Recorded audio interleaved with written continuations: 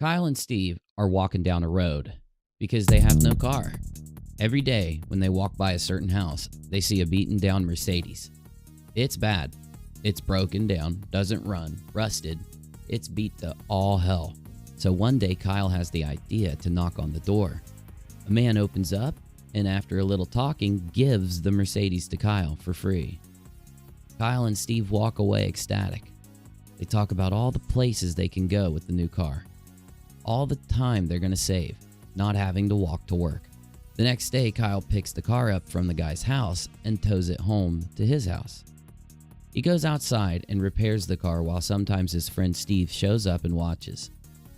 After Kyle buys all the parts, makes some of the parts himself, gets the car running pretty good, he and Steve start driving everywhere, with Kyle driving and Steve in the passenger seat. A year goes by and Kyle started a taxi business. While Kyle is driving people to their destinations, Steve decides to ride along for about half of the journeys. Kyle makes some money and even loans the car to Steve a few times on his days off at the taxi service. A year in, the Mercedes looks as good as new. It's so nice people love calling Kyle for rides. Some of them really like Steve riding along, but some start to hate him. Though, time ticks by and Kyle and Steve still talk about how awesome this thing they've done is. One day, Kyle gives a ride to a famous atheist named Aaron Ra. After the ride, Aaron shares a picture of him inside Kyle's taxi on Instagram, and it goes viral. Now Kyle is getting all kinds of business because people want to ride in that taxi. Kyle offers Aaron to give rides for free to increase the business, and it works great. Though one day, Steve gets in an argument with Aaron.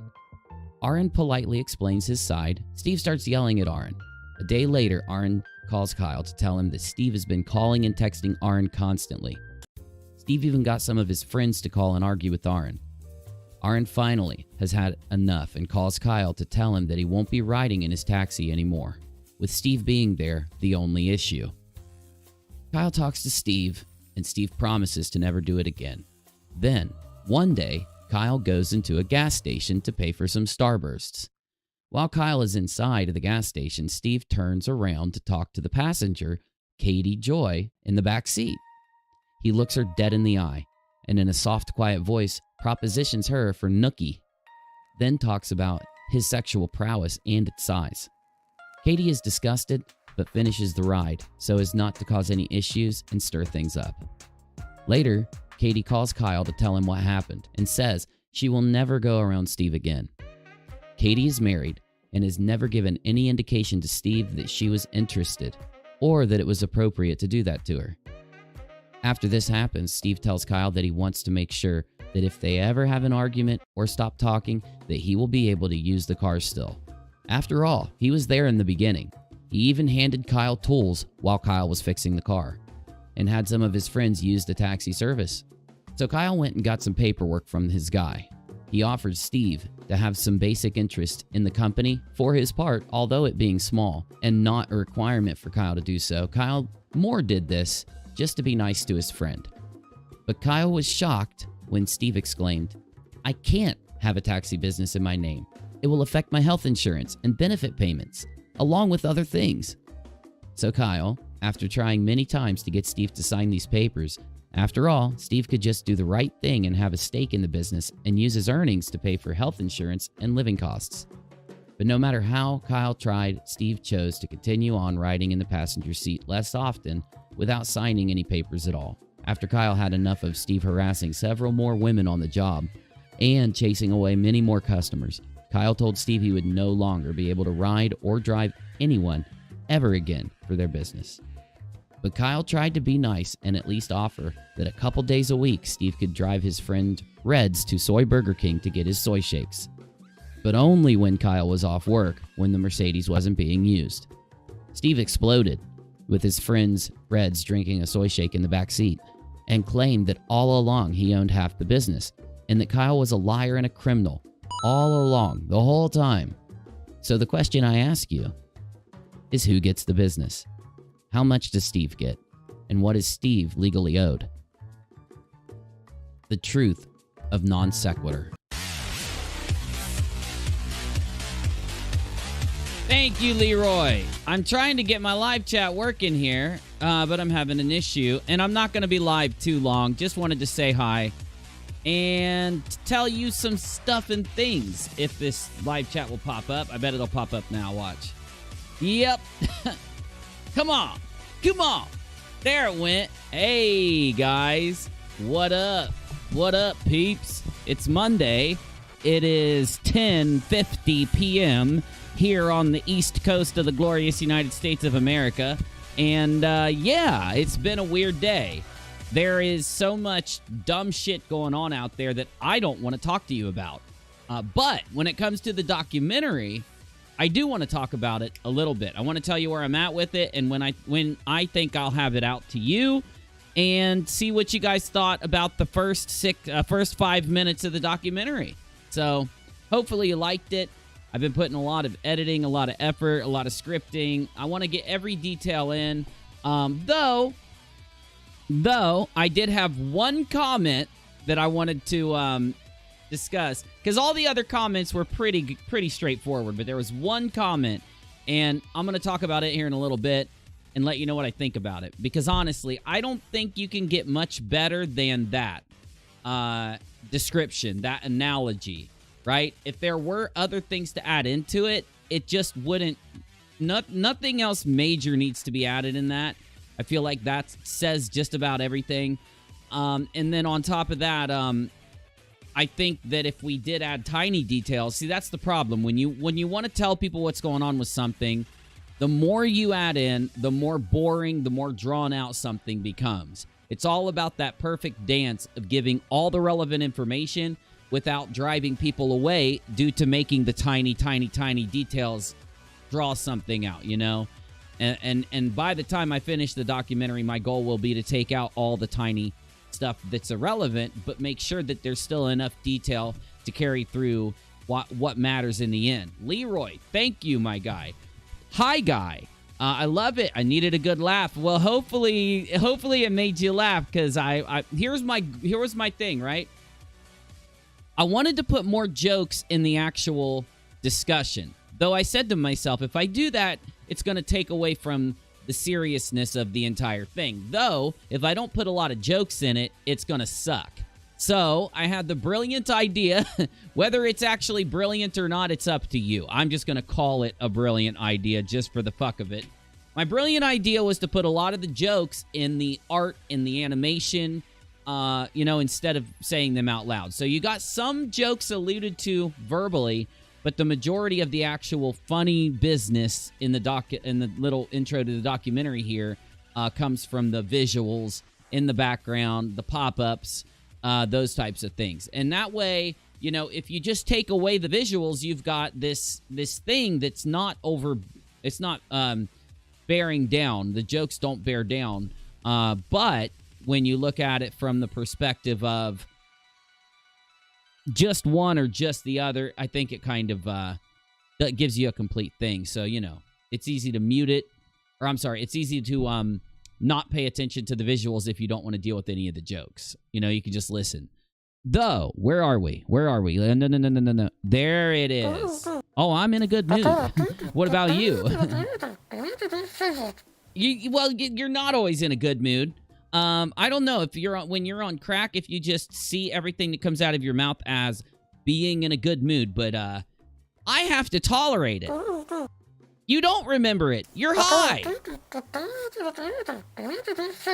It's a literal side effect of it, Busy. That's why you forget everything. Okay. Anyway, so what are we talking about tonight? What's going on in the community? What are we gonna do here? What am I live for? Let's find out right now. On 9/21 of 2020, I decided to pop in and say hello. Tomorrow night is the actual live show. This is just me saying hi on a live stream. Actual show tomorrow night. This is UNIRock Live. Oh, Dead GPK, thanks, my dude. Let's go. Hit it.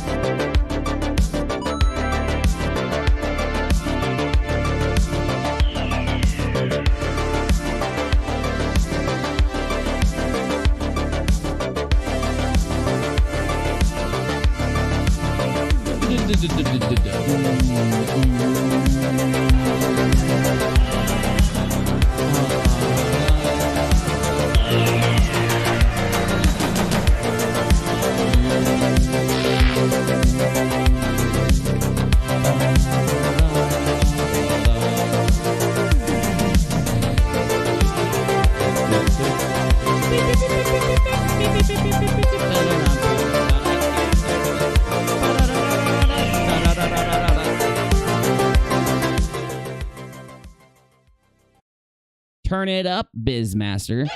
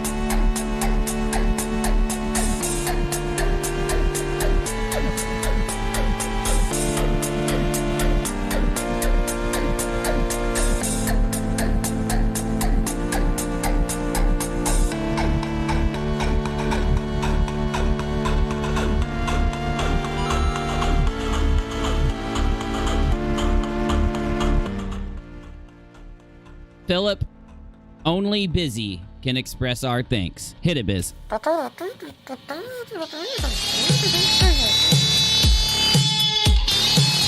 This is a $5 high. Thanks, my guy. Right back at you.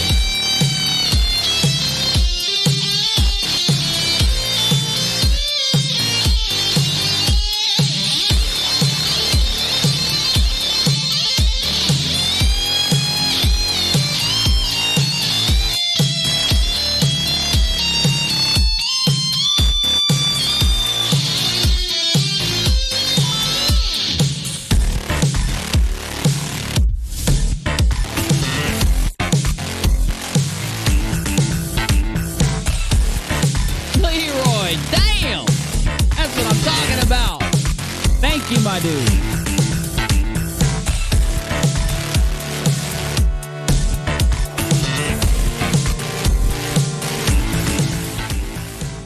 Alrighty then, as Ace Ventura would say. Alrighty then. I have to watch those shows, dude. I miss those 90s comedies. Hey guys, what's going on? It's me, UNIRock, your documentary making dude that's been really busy trying to put together comedic, yet a serious breakdown of a certain situation that's gone on for like a year. And I'm not going to talk about it too much other than in terms of the documentary. One update for everybody. So I want to draw a stiff line in the sand when it comes to the issue of Benjamin Potts. I did it on Periscope earlier. I talked to some peeps. I got some advice. Whoopsie. Me. Hey, good to see you. You guys don't have to treat me so good. But do I? Oh, do I love it. Thank you.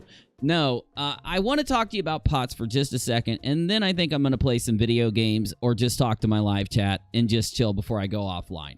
Basically, you know there's a claim put out into the community that Benjamin Potts, Kyle's ex, has presented himself. Somebody just became the stream boss. Whoever that was that Mimi? Mimi just got the stream boss. Yeah. That Benjamin Potts is going to testify. That has been put out into the community by Kyle's rivals.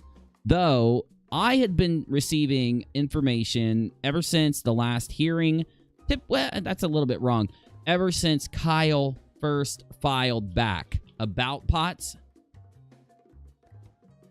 from the day before and then solidified through the hearing to now. I know I'm breaking some rules by talking about this here tonight, so I want to get it done quickly. And then kind of talk about where things are right now in the community. because things have changed in a shocking way that I didn't really see coming. So I just want to weigh in and then dip out of it, because I've been getting really good information that Potts is not going to testify. He's not going to be deposed. He's either going to plead the fifth, or he's going to just not show up, and he's going to let the court know that he pleads the fifth. He's not responding. Thank you very much. Now, I even have Potts' reasons for doing this. They seem very upfront. I just got a lot of information about this, but I don't want to prescribe it to Potts because I'm not getting it directly from him. I'm getting it from people who were talking to him from the time he first posted on Twitter. There were people that talked to him from the time he posted on Twitter up until the last filing. Whoop, Kelly. Yeah. Thank you, fist bump. I love those little freaking things. I love those little stickers. They're so freaking animated. They're so awesome. And they go right in the live chat. It's just tight. Thank you, Kelly. So what do I got for you? Essentially, if you've been watching any of my scopes or been keeping up with these live streams that I haven't been doing much of because I am trying to do content, complicated, animated, taking a lot of time to put into it because I want to make good stuff for you type content. I'm losing my mind editing these videos. Potts, solid info that Potts did not ever plan on doing anything more than signing his name to a piece of paper. Point number 1, I've been given solid information that Potts was promised all he would ever have to do is sign his name to a piece of paper, and that was it. That, even him going on YouTube to do interviews was extra and obligated. He felt obligated to do it. Again, I could be getting trolled with this information, though some of it was said directly from Potts, and I know that for a fact. Courtney, keep it up, keep it up, keep it up. I have been exercising, even though you can't tell because I'm still chubby. But I have been exercising every day. Even though I'm chubby, I've been exercising. You know what I'm saying? Did you hear? Steves has been joking that you are his secret agent working behind the scenes to destroy Kyle, old man Dan. Yeah, because he watches my periscopes now. He didn't watch him for a long time. Now that he watches my scopes, he's been taking literally everything I've said over the last few months and trying to flip it around on me. But then again, what can I say? All it is imitation is the most sincere form of flattery. So thank you, Steve. Thank you. It's not gonna work though. Now, point number 1, Potts has been clear that he was only going to sign an affidavit, never promised to do anything more, and the reason that he went on the streams was obligatory. He was trying to be nice, or he was trying to help out. It's guilt-tripped a little bit. Is that true? Is it not true? I'm not here to tell you that. I'm here to tell you information that I've had passed to me that is credible enough to be checked, okay? Like, it's credible enough that if I try to check them on it and say, show me where this happened, I have had it confirmed to me to an extent. You know, I haven't pressed it too hard, but I did have a level of verifying. So just take it as a grain of salt. Number point 17, 25C.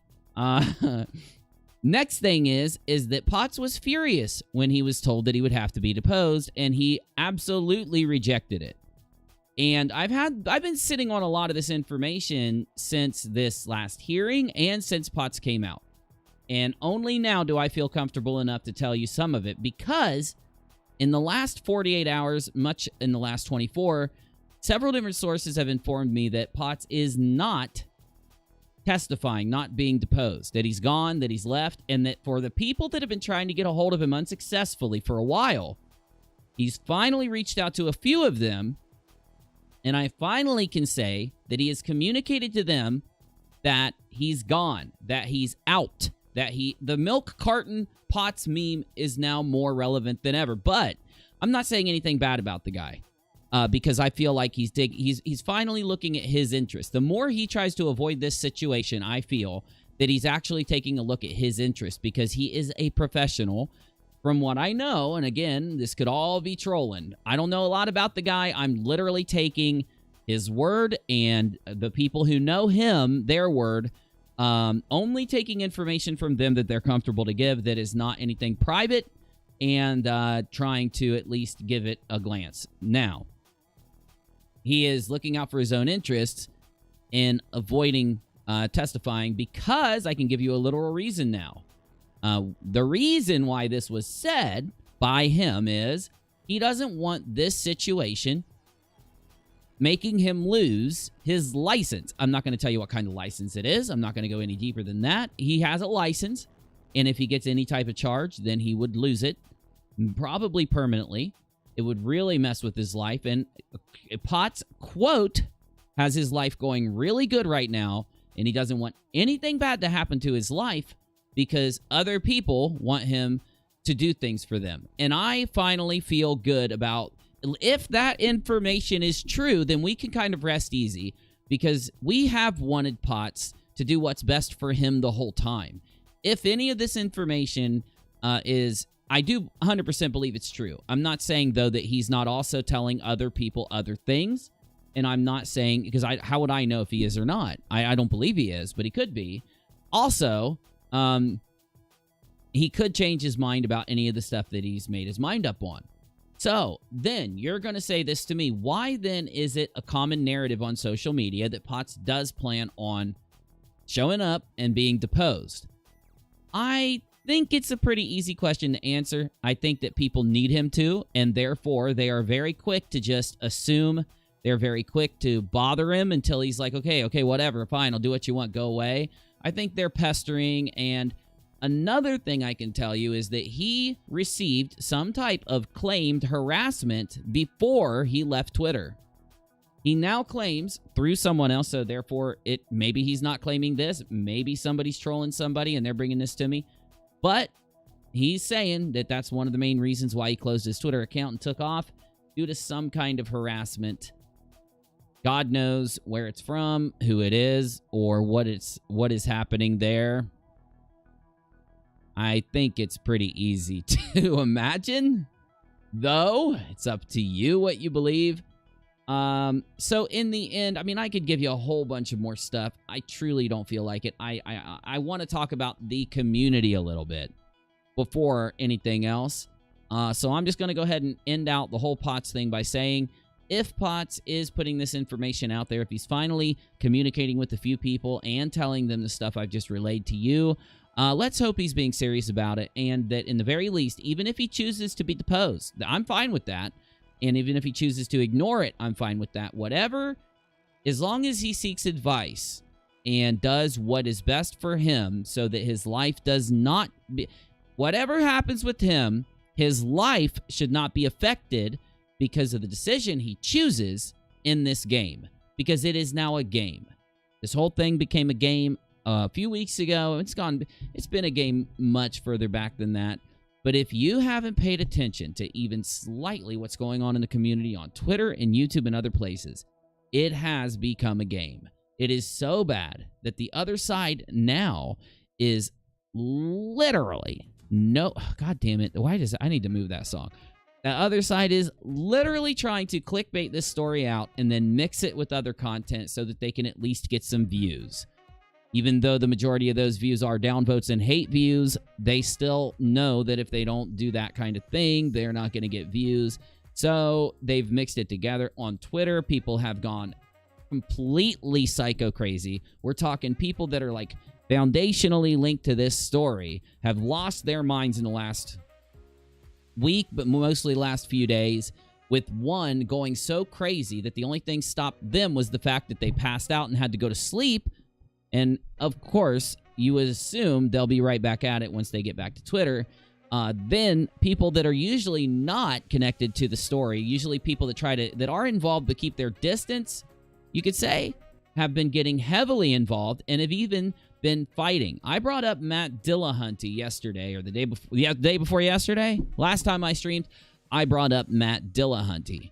And I brought him up because he had commented on Nate the lawyer's post. So I want to elaborate on that just a little bit and let you know it's very easy to go to Twitter and find what I'm talking about. So anybody that went into my comment section and was saying, like, what in the world are you talking about with this Dillahunty thing? Are you being serious here, or was this a joke? What? It's a joke? What? Why didn't you just go to Twitter and look? It's right there for you to see. In fact, I would typically put the tweets on my screen if it wasn't for the fact that I'm trying to not bring up a lot of this garbage. But, though, it's definitely, I think, such a huge clusterfuck out there that the only thing to do is kind of giggle at this. Dillahunty basically just responded to answer someone who was communicating with me earlier today or last night, I don't remember. Dillahunty was commenting on Nate the lawyer's Twitter because Nate put out some stuff, and Dillahunty seemingly must have saw it, so he commented on it, basically asking what was going on. That's all it took. That is it. Dillahunty asking what the hell was going on was enough, and you should have seen it. Oh my lord, if I wanted to devote an hour to it, and I don't want to, so I won't, but if I wanted to devote an hour to it, I would be able to pull up all of these fucking tweets and show you how absurd. Oh, goddamn. Let me refresh. My chat just locked up. Let me get it running. Let me get my chat running again, guys. I want to see you. So, hold up. Okay, good. Good. I got it unlocked. All right. I do too, Leroy. I hope Potts has a drama-free life. Yes. I hope Potts runs as hard as he can. I agree.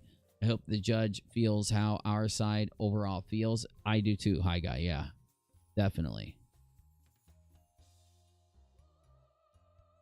Hey, our top. That's right. That is right. Isn't it sad gaslighting is all they know how to do? Yeah, you could say that. Heat shield. Holy shit, how have you been? It's been a long time. Donate an hour? What? What is that? What does that mean, Rick? Donate an hour? Okay, anyway. Joining now our top. That's right. Yes, we are. Lurkers Lounge. Where was I, though? I lost track. The community. Dillahunty. Dillahunty essentially just asking what was going on led to one of the strangest things I've seen on Twitter ever, and this is why I don't use Twitter regularly. I just post shit there and move along with my day. Basically, him asking what was going on was met with conspiracy theories upon conspiracy theory upon conspiracy theory. There was just a plethora of posts, people saying that he knew what was going on the whole time and he was just faking asking what was going on to inject himself into the situation. Then people took that notion and ran with it, and we're talking a lot of people. We're talking a butt ton of sycophantic people just shows up. Hey, what one's that? UNIRock 2? Is that UNIRock 2? I think that is. Okay.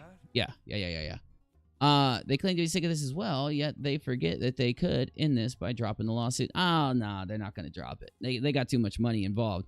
I would think that they could prove that they want to move on from it by accepting the judge's ruling if he does throw it out and not refiling, but then again, who knows? Okay, back to the Dillahunty thing. Sorry, I'm just trying to respond to viewers, to people who have communicated with me in some way over the last couple days. So, you got the Potts information. Let me sum that up and move on to the Dillahunty thing. Potts is telling everybody who he knows, who he's communicated with before, finally, they've got a response from Potts, and that he doesn't plan on engaging with this bullshit any further. So some people would say, well, that's not what Steb claimed. Okay, maybe he's lying to Steb, or maybe Steb's lying. Either way, he is telling people that he's done with this, he's moving on, and he's not being deposed. That is something he's telling people. It's just, he could be lying. I'm willing to admit to all of you, he could be lying to them. It could be the Potts who is telling one group of people one thing and one group of people another. Or it could be that side is running with maybe a statement Potts made days before or something. And, what I've heard, though, is that he hasn't talked to any of them, short of maybe the first day. But I still have heard that didn't even happen. And then that they basically filled in the blanks that, yeah, we got nothing to worry about. Potts is good to testify, but Potts is not testifying. And that is why he's disappeared, essentially. So what I'm saying to you, he finally responded to a couple people. To those people, he responded that he will have nothing to do with this suit. Though, as you know, the other side claiming it, that's on you whether you believe it or not. The Dillahunty thing. So I'm trying to remember what the viewer said to me. Something to the effect of they didn't understand what I was saying about it. Dillahunty could have been treated like a human being. He could have been treated like a person. He could have been treated just by giving him a slight, explanation. Though they were so hard on the defensive, it was all about Reds knowing who attempted to harass a lawyer.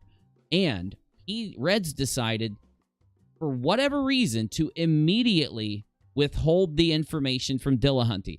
It was as if Dillahunty was trying to find out who. You know, you're saying someone came to you and told you this lawyer got harassed. They ended up harassing the wrong person, which proves the people knowing about this isn't from them. The people knowing about this is from the harassers, because they harassed the wrong person, and the other side couldn't just call people, message people, or say, hey, this is fucked. A random stranger wouldn't have connections to do that.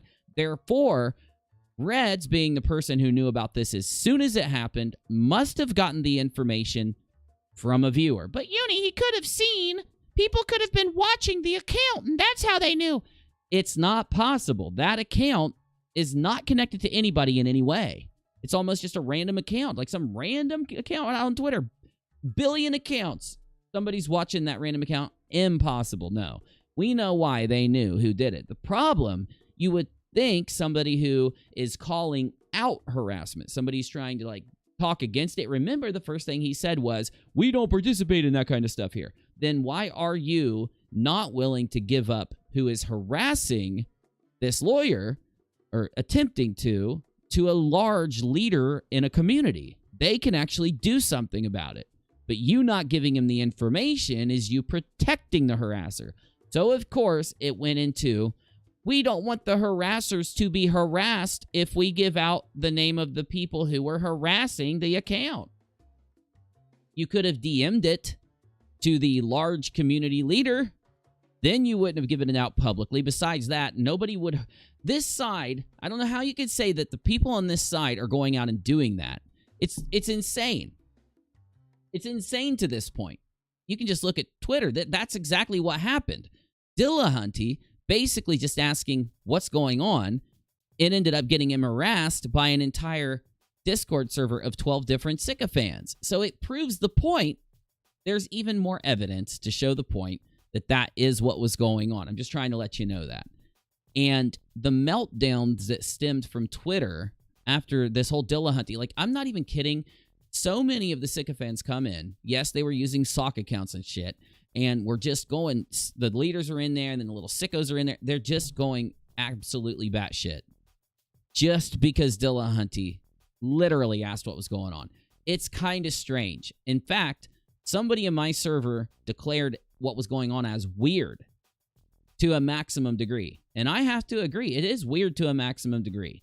Because if you take those two things I just told you about, Potts not showing up, Potts not wanting to be deposed, and then the strange behavior that's gone on from the other side in this, it kind of makes sense because of Potts causing a lot of worry and wondering what's going to happen from that side. This is the behavior you get as a result. Now, I could go on for just like the last thing I talked about with Reds, and Red's defending harassers and talking about how he's not going to give up the names of the people harassing these accounts, even though he knows them and he's admitted to knowing them, and that he's not going to do it because giving up the names of harassers to leaders of the community will somehow lead to the harassers being harassed. And he wants to protect the harasser from being harassed, not protect the people that the harasser is harassing from being harassed by the harasser. Yes, that's actual soy rhetoric logic. Anyway, I could go on and on and on and on and do an entire stream just going through and showing how lol-cow insane and ridiculous this whole thing is broken down to, because it is what's the word? It's a constant, ever-flowing boom fest ever since Potts disappeared. And yes, I am going to link it to that. Personally, you can link it to whatever you want. Whatever you think is the reason for the boom fest to be happening. I'm telling you, it is my gut feeling. It's my guess. It's my, I think there's a good damn reasons to think this way, but I see it as happening because of Potts not being there. Potts being there in the beginning led to Twitter being calm and cool collectively for almost 2 weeks, 3 weeks before the hearing. Everything was nice and chill. Everything's good. And the minute that Twitter changed is not when Potts came out. When Potts came out, it got a little bit saucy, but it didn't get crazy. When things changed is after that last hearing. It's been nothing but trying to convince people that if you cherry pick certain things that the judge said, you could say that the last hearing was beneficial for this side or beneficial for this side. But in reality, everybody knows what I said is true about the hearing. The hearing was not beneficial for either side. In the matter of service, the judge's last statements about the case law that Scotty quoted trumping Granville proves that the matter of service was won by Scotty. Though, then people will say, but the judge then said that Kyle failed. Yes, he did fail because of Potts being there. Well, why? I said this the last time I streamed really quick one more time because I feel like if I just repeat one little fact that you can verify, it'll destroy 100 fucking boom outs. If you look at what happened in the very end, it was Potts making his claim. And if he is credible, then service happened. Because Potts says Kyle lived at home with mom where the service was. But if Potts is not credible, then service is overturned and Kyle has met his burden.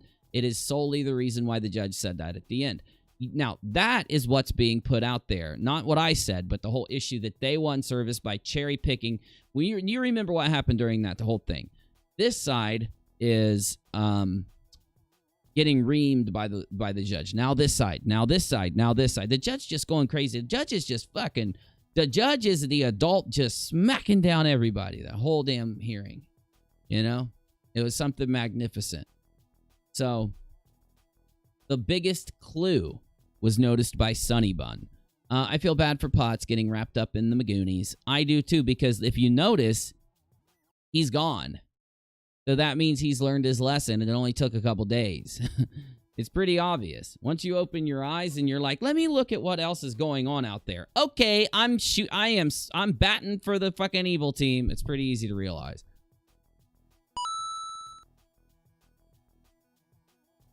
If Potts won't be deposed, does his statement get tossed? I believe so, but you'll have to talk to people that know more about the legal shit than I do, because I don't know shit.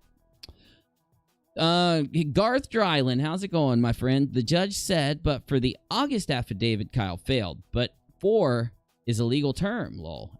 Thank you. Thank you, Garth. Thank you. Exactly.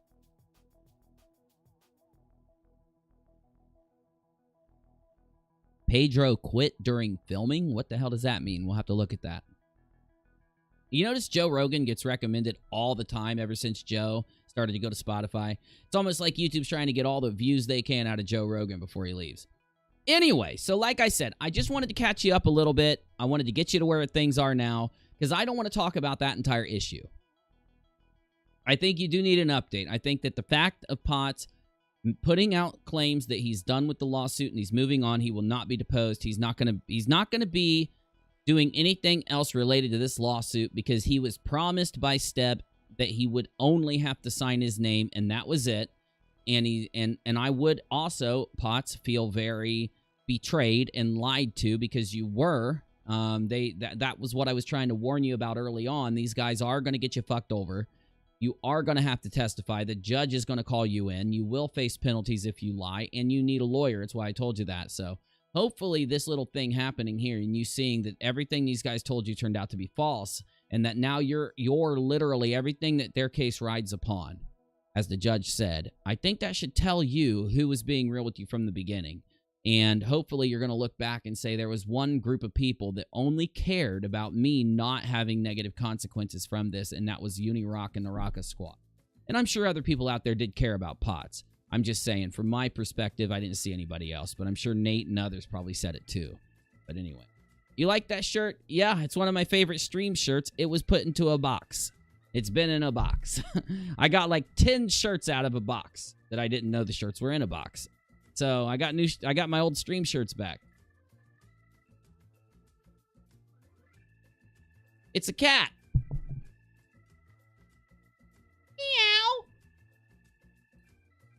It's a cat meowing. See it? You see it? This is the mouth, cat nose, cat ear, cat eyes closed while it roars, kitty cat roaring. See what I'm saying? See what I'm saying? Meow. Meow. What an exciting live stream.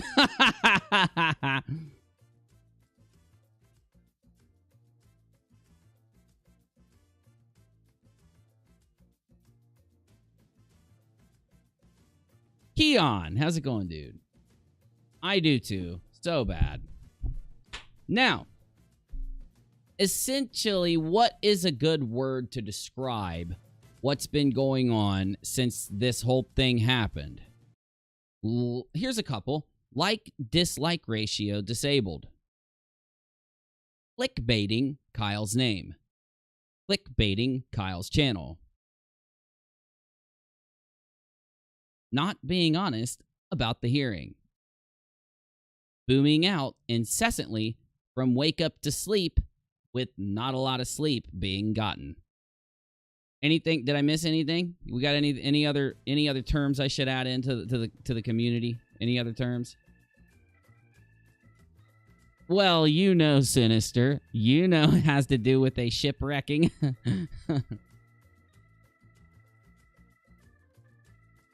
Good, Crystal. Good to see ya.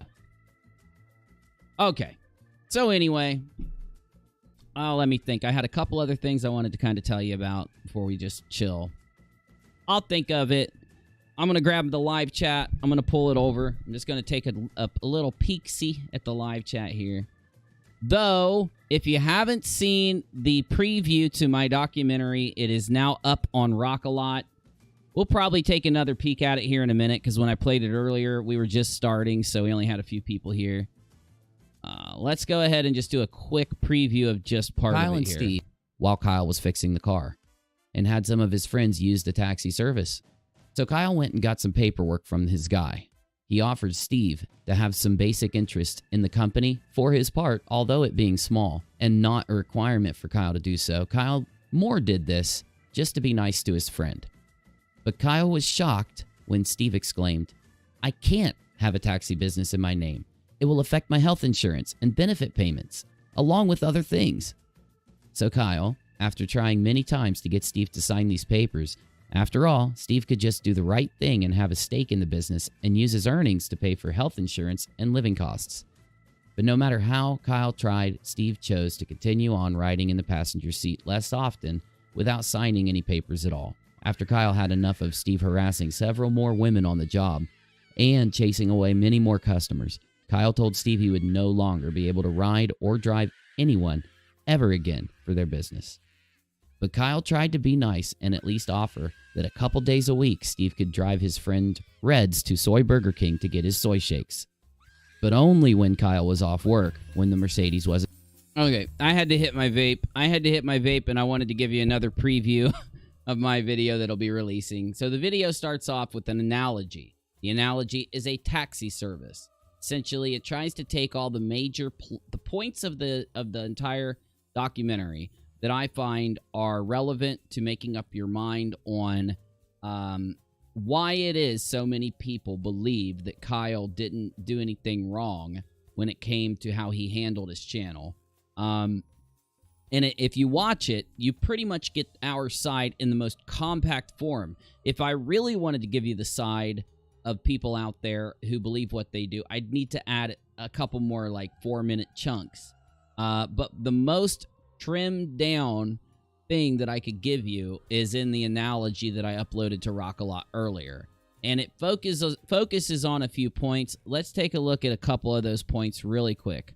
So let's start off here. Basically, they start a taxi cab service. They get it for free. They basically just start this taxi cab service for free. Once they get the car, the broken down car, to the back home, Kyle fixes it up. He puts his money into it. He creates everything that you need to create for it. He goes out and buys everything that you need to buy for it. And then he's driving it, and he has a passenger, of course. And as that time goes on, they start having money that comes in, and they fix the car up to where it's really nice. They have a good customer base because they bring in a bunch of guests, and those guests are famous. So when those guests share pictures and social media posts of them out on to the web, it brings more customers in, and it kind of blows up the business, right? And then one day, the most famous customer, the one that brought in millions and millions of views, I mean rides in the taxi, he ends up getting in an argument with the passenger friend. And he calls Kyle Curtis to tell Kyle about their argument and to let them know why he's never going to be riding in the taxi cab again. Well, why isn't he going to ride in the taxi cab? Because not did just he have an argument with this passenger, but the passenger went and got his friends to go attack R and Raw. Isn't that weird? Because that's what happened on Twitter yesterday. This time, though, Dillahunty only had to ask Nate Brody what was going on.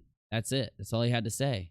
What is going on? And he gets attacked by an entire 12-person boom-out boomer force. That's all it takes. Just asking a small question. I find it to be a deterioration. I find it to be a spiral, a downward spiral. Whereas a couple years ago, it would be a more hidden thing, nuanced, a more stalkery behind-the-scenes thing. Now it's just up in front of everybody. They just do it right now. These things that have already been claimed about them 100 times. Every time they do it, it becomes more out in the open. And it's because of the deterioration, the devolving. You get me? Because like with all things, I always say this, you're going to get tired of hearing it, but it's so true.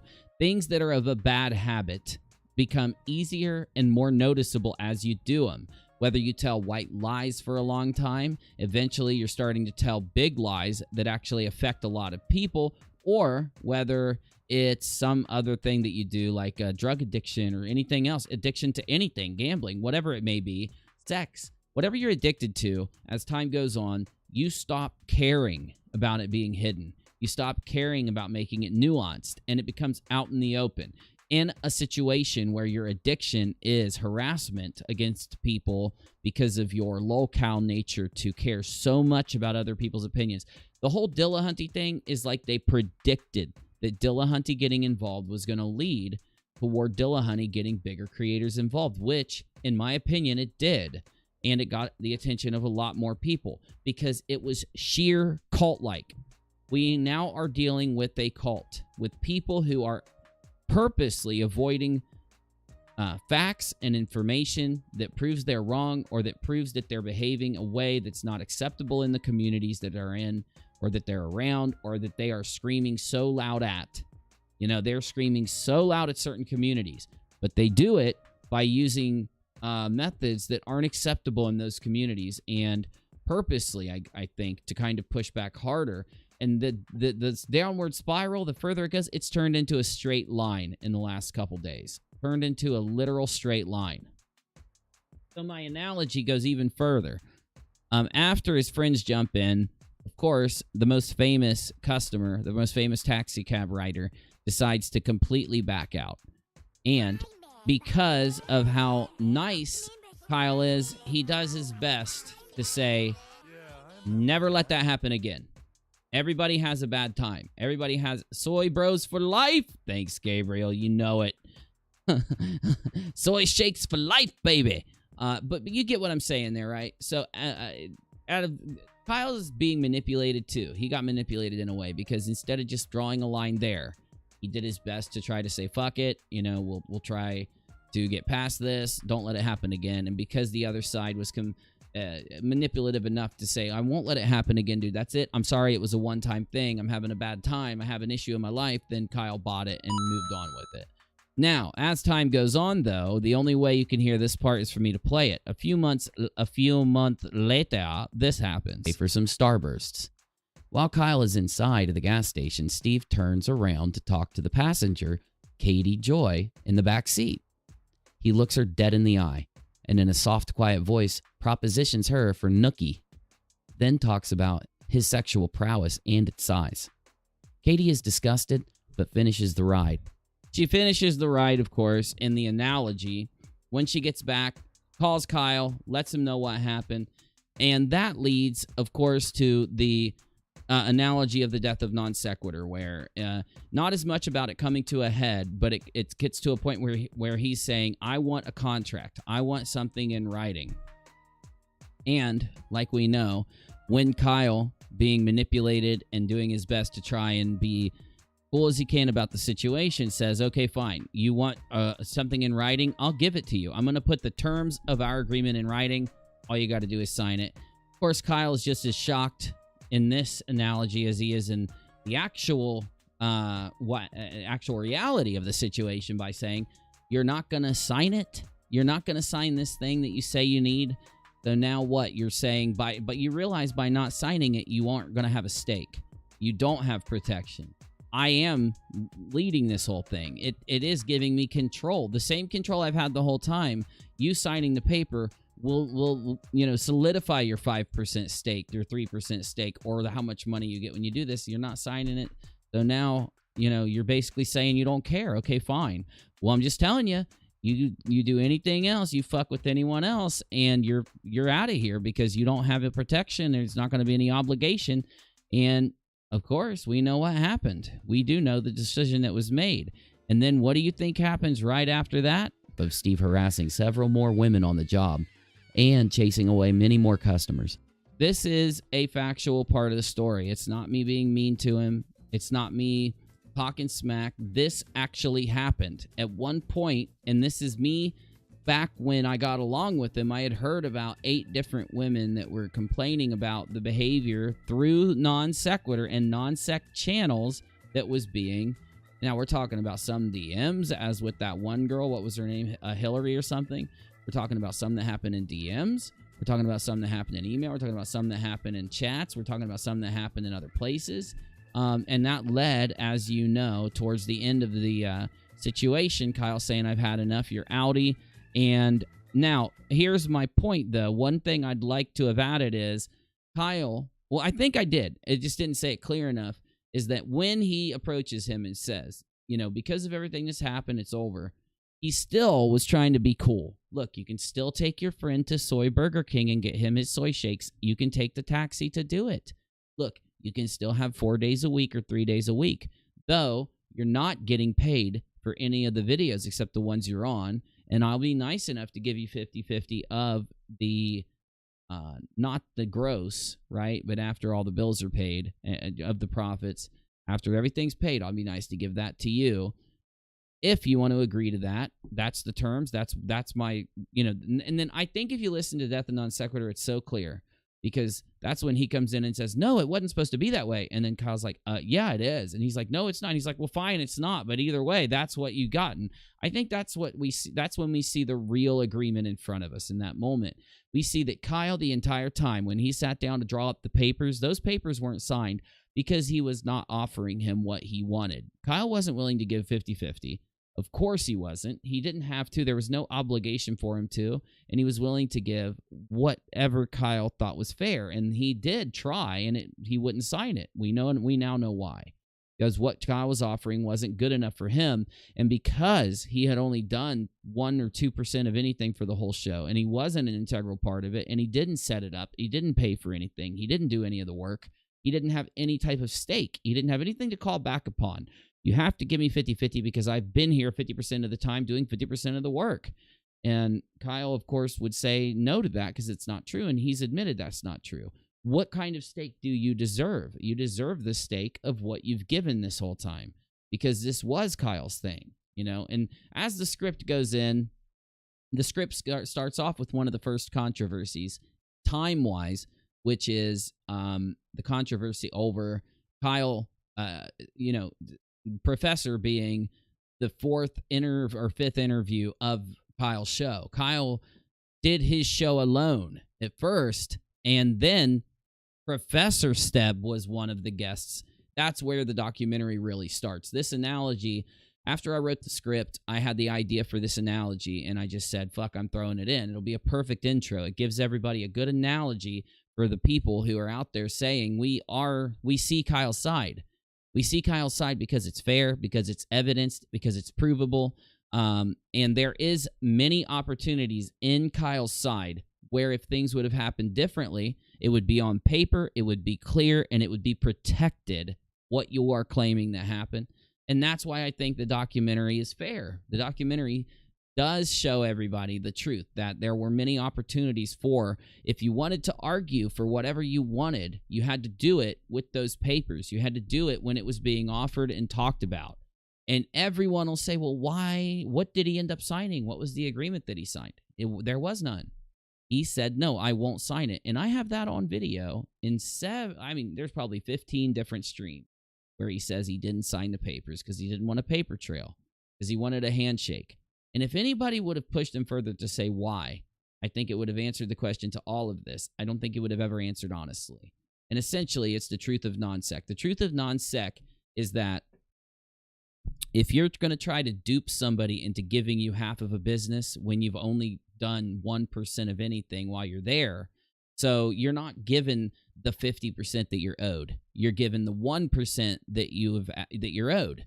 And if you want to try to dupe somebody into a 50 and you don't get it on paper, you're not going to be able to sue them out of it later unless you pull some tricks, unless you really pull some tricks to do it.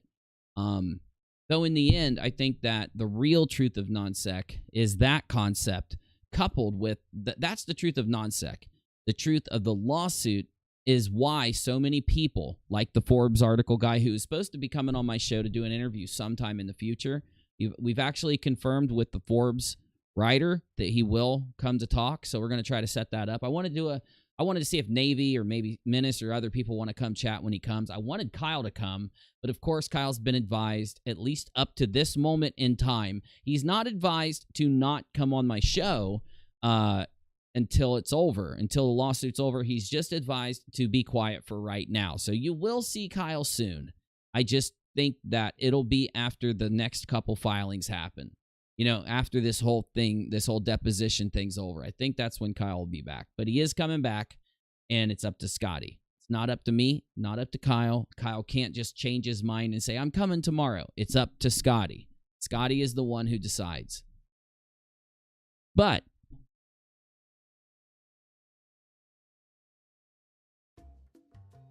the truth of non-sec lawsuit, as I was about to say, is the fact that, and it is the thing that brings a lot of people in,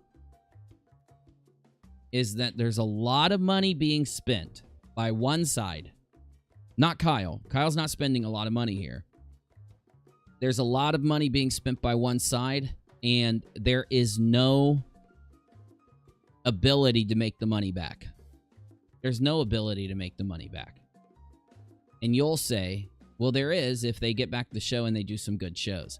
Not with this stigma following them. You really think that show's going to go viral, is going to have success, is going to be anything but a laughing stock when they get it back? If they do, right? You think it is? I mean, after all of this has happened, how does anybody go there and actually watch it and be like, yeah, everything's good. I'm going to sit and watch. This is awesome. You know, everybody in their head is going to be seeing the 112 people that have had doxing threats, other types of threats, and all these other things happen. That's what people are, that's the greater community is going to care about that. Yeah, you might have 10 to 30 scumbags that don't care that that's the path you've taken over the year. Got me? Kyle is a girly man for listening to his lawyer. He should just do whatever the hell he wants, like Steve. That's Snow Dog for you. That's Snow Dog getting squirrely in the chat. I'm just playing. No, that's funny, dude. That is actually funny as hell. That's funny. He is not capable of putting on a good show. I do agree. And the reason is how, you know, it's gotten to that point. I think that after you've done when he did what he did to 5 people, I don't think it was really that big of a thing that haunted him. But now this shit's gonna haunt him forever, right? You might find 10 to 30 people that are either A, scummy enough to be okay with what you've done, or B, scummy enough to ignore the facts so that you kind of plug your ears and act like it didn't happen so that you can pretend to be okay with what was done. But after all of this, going back there, going to, let's say some dude's nice enough and he just signs 100. What do you know, that's a good question. Tell me in the live chat, do you think they dropped the lawsuit if somebody with 90,000 subs, 100,000, somebody out there has a 100,000 subscriber channel and they say, I'm going to give this to Steb because I am so sick of this non sequitur lawsuit, I'm going to give him my 100,000 subscriber channel to Steb. You think he dropped a lawsuit if he had a 100,000 subscriber channel? Let me know in the live chat. That's an interesting question.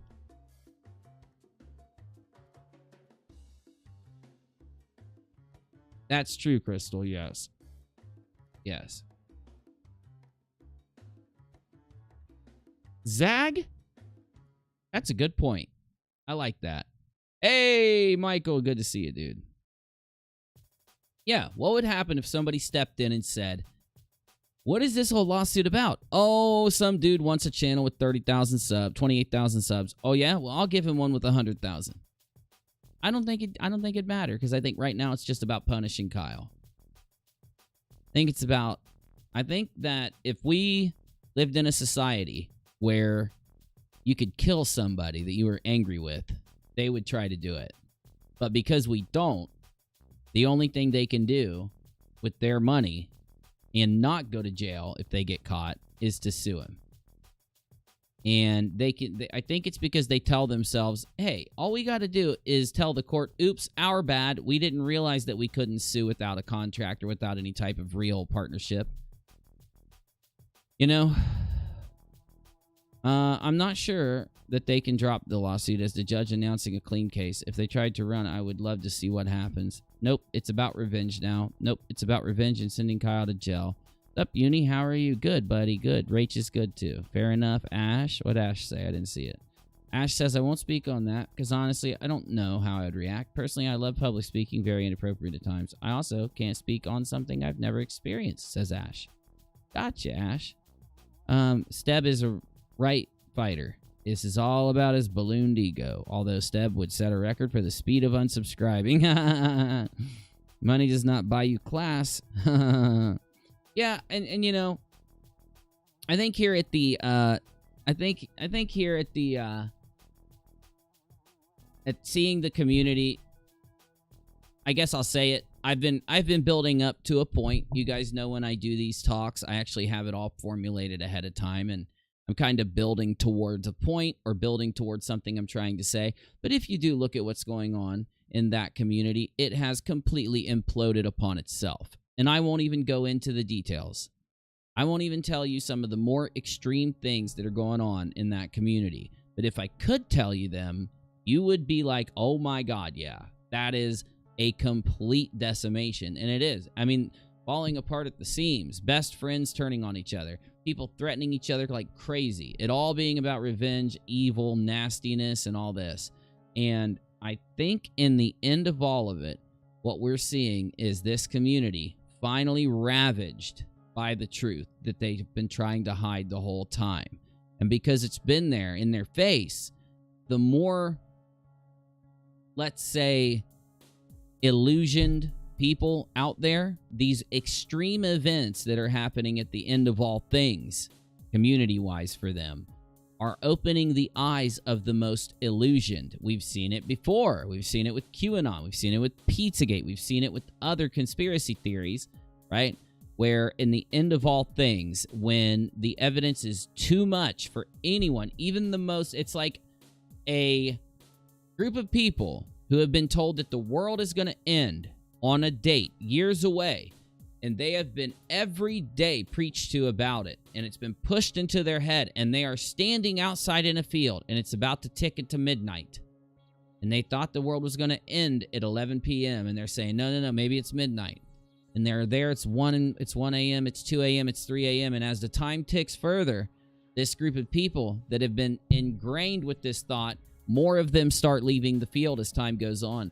That's this community. It's now It's now 10 p.m. the next day. It's been 20 hours since the world was supposed to end. It was all guaranteed. There was no ifs, ands, or buts. And the cult that's been believing this conspiracy about the world ending is now walking away. They're starting to turn on each other and argue in the field. They're starting to blame each other. Then one says, oh, you want to act like that now? Well, I'll just do this to you. And this has been happening ever since that hearing ended. And with the leaders of the community going into full-on meltdowns publicly for all to see, so bad that it's just a constant barrage of boom-tastic boom-nanigans. This is the end of all things. It's what it builds up to. It is the result of a community that is built upon threats, doxings, control, lies, manipulations. This is the result, an implosion. A loss, a net loss. And it's boring. And when you used to look in on it before it got this bad, it used to be a thing that you giggled at. Everybody I've talked to now says the same thing when you ask them what they think about everything that's going on in the last few days. I say to them, how do you feel after looking at this topic? And they all say icky.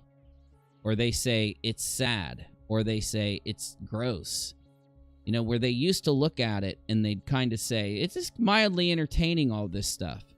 Now they're looking at it and saying, I'd rather be playing a video game. I'd rather be watching a TV series. I'd rather be doing something else. And that is the ultimate evolution, or as you would say, devolution, devolving, de-evolution, the ultimate full stop of the community built on harassment. You know what I'm saying? Oh, you know what I'm saying.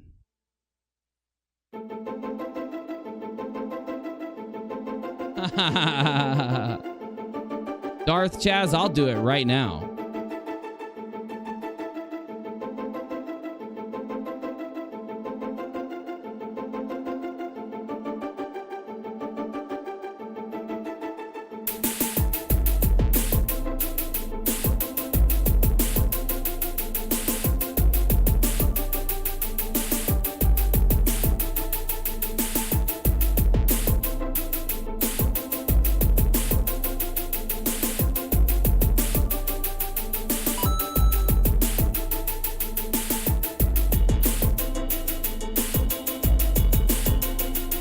Lisa, I agree.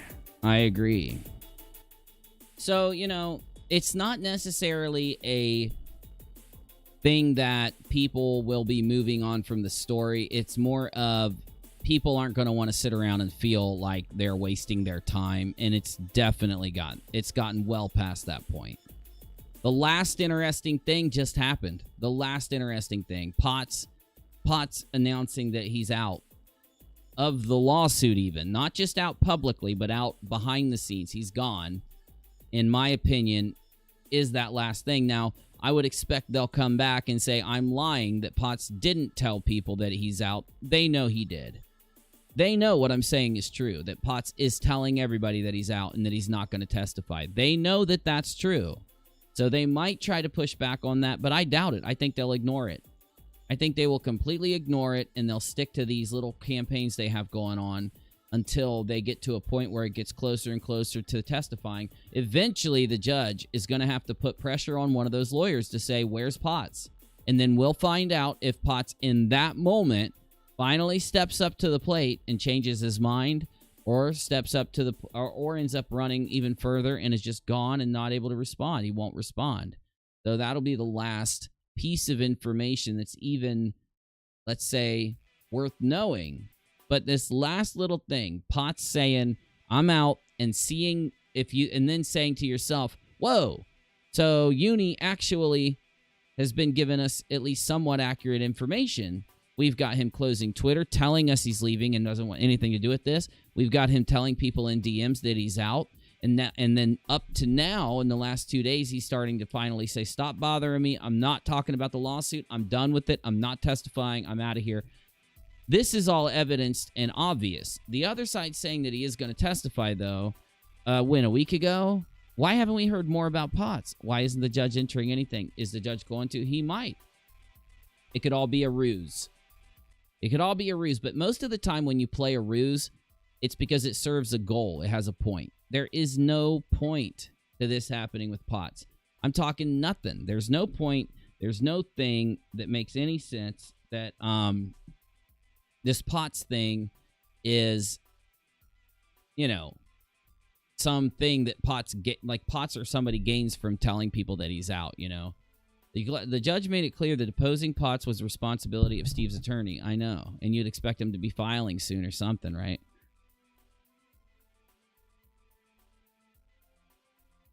That's why they have to cling on to this fakery. And read your @ says Darth. I'm looking. I heard Steve say I'd play Pac-Man on stream to get your audience. You talking about me? To get my audience? I'd play Pac-Man on stream to get Uni's audience. Oh, that's funny. All right, will do, Michael. You didn't have to do that, buddy, but I love you. So, yeah, you know what I'm saying?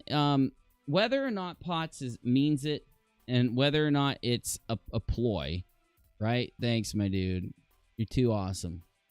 No matter what, regardless, once we see the next filing, we'll have all the details. But it's just gotten so... I don't know what the word is. Droll is the only word. Droll, you know? Droll. Sour Patch says, I used to, towards the end, watch Kyle looking more tense at the actions of Steb. His behavior was becoming an embarrassment. I think everybody from NonSec looks back and can see what really happened. Now, listen, this is the other part that nobody talks about. And the thing is that when Kyle made his decision, he tried to still offer Steve some time on the show on his own, away from everybody else. Remember, in Death of NonSec, Kyle went so far to try to make it work. And it just, looking back on it, all that last 4, 5, 6 months of NonSec, everything kind of just falls together. You start to see what really happened. And if no one, like, this is the thing. If and I've said this for a long time, but this is the most appropriate time to say it. If Steve really wants people to believe that he wasn't harassing guests off the show, and he wasn't harassing the women guests, like he says he wasn't, then why is he doing what he's doing now? Why is he okay with all of this, right? Why is he clickbaiting Kyle nonstop now, which I don't think he'll ever stop? I think he'll stop clickbaiting Kyle once he gets down to like 50 viewers. It'll probably be within this week. And then he'll attack somebody else, and if that doesn't get views, he'll just keep attacking until he finds someone who attacking gets him more views. And I do think that's where it'll be. It's that downward cycle. Potts is run, and Steve is pooing his boomer. Well, I don't know. Like I've said, I'm not trying to make a claim to you. I am making a claim, but I'm not making the claim that Potts is run. I am making the claim, and I don't care to show you evidence. If you don't want to believe it, don't believe it. Though, it's pretty easy to see that Potts is telling people that he's out. He's finally came back and answered some people and told them, yeah, I'm done, I'm out, it's over. And I want Potts to know, and yes, it's one of the main reasons I brought this up on Scope and here, that he has our support, and I know he'll probably think that's some weird thing I'm saying. I really do mean it. You know, if you are out and you're saying to yourself, I'm looking out for me, all of us wish you the best. Like, no joke. No bullshit. I understand how devastating it is to be in love with somebody and be at a point where you want to spend the rest of your life with them, but things don't work, things change, or something happens. I know the pain. I know what it does to you, and I know it makes people do things that they would normally not do, and I think everyone here has had that experience.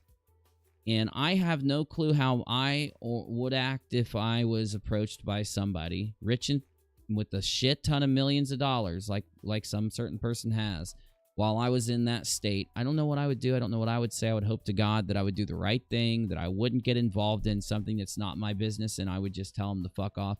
Though, don't tell me that in that state you might not do the weird thing. You might not do the wrong thing, because that's the point of being in that mental state. It's why people get in. That's what the whole thing is. You get in a state where you're unpredictable. You don't realize what your boundaries are. You don't know what you're not willing to do. You got this fuck you attitude towards them. At some point, you are going to say, why am I caring and hurting this much for somebody who doesn't care to reciprocate those feelings towards me? And then what if you're offered the ability to make a shit ton of money and fuck them over at the same time? I mean, hell, not many people would pass that test. Spurgy says, hey, Spurgy, so good to see you. The judge will go about 2 weeks, maybe 30 days. That's about it. And Lisa, off subject, did you hear South Park's last season? No. See, this is why I need to get back into my content so I can start making videos about this.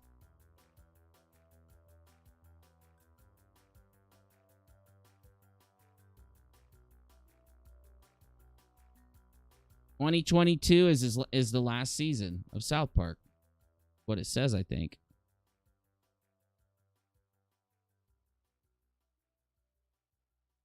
Hold on, let me click this. Oh, God, they're doing a pandemic special.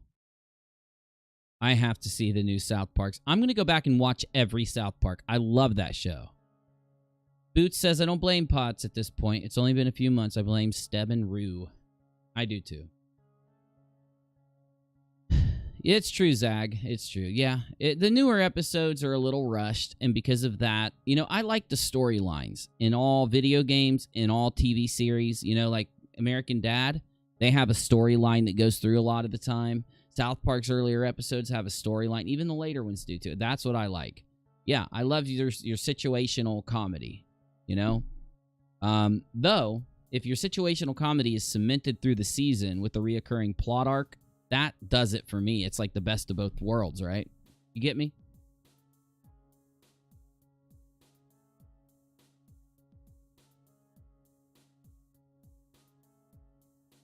If I had 100 beers, I would just say...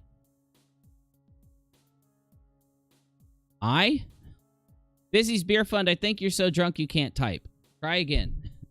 You got me intrigued. I'm intrigued here. You didn't finish your thought, though.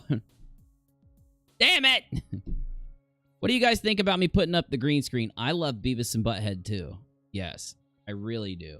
What do you guys think about the green screen? What do you think about me putting up the green screen? You guys down? You down like a clown, Charlie Brown? I'm down.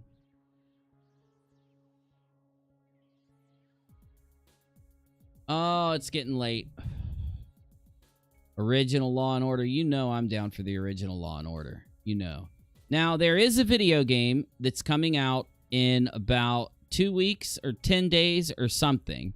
And I want to talk about it. I also just want to chill for a little bit.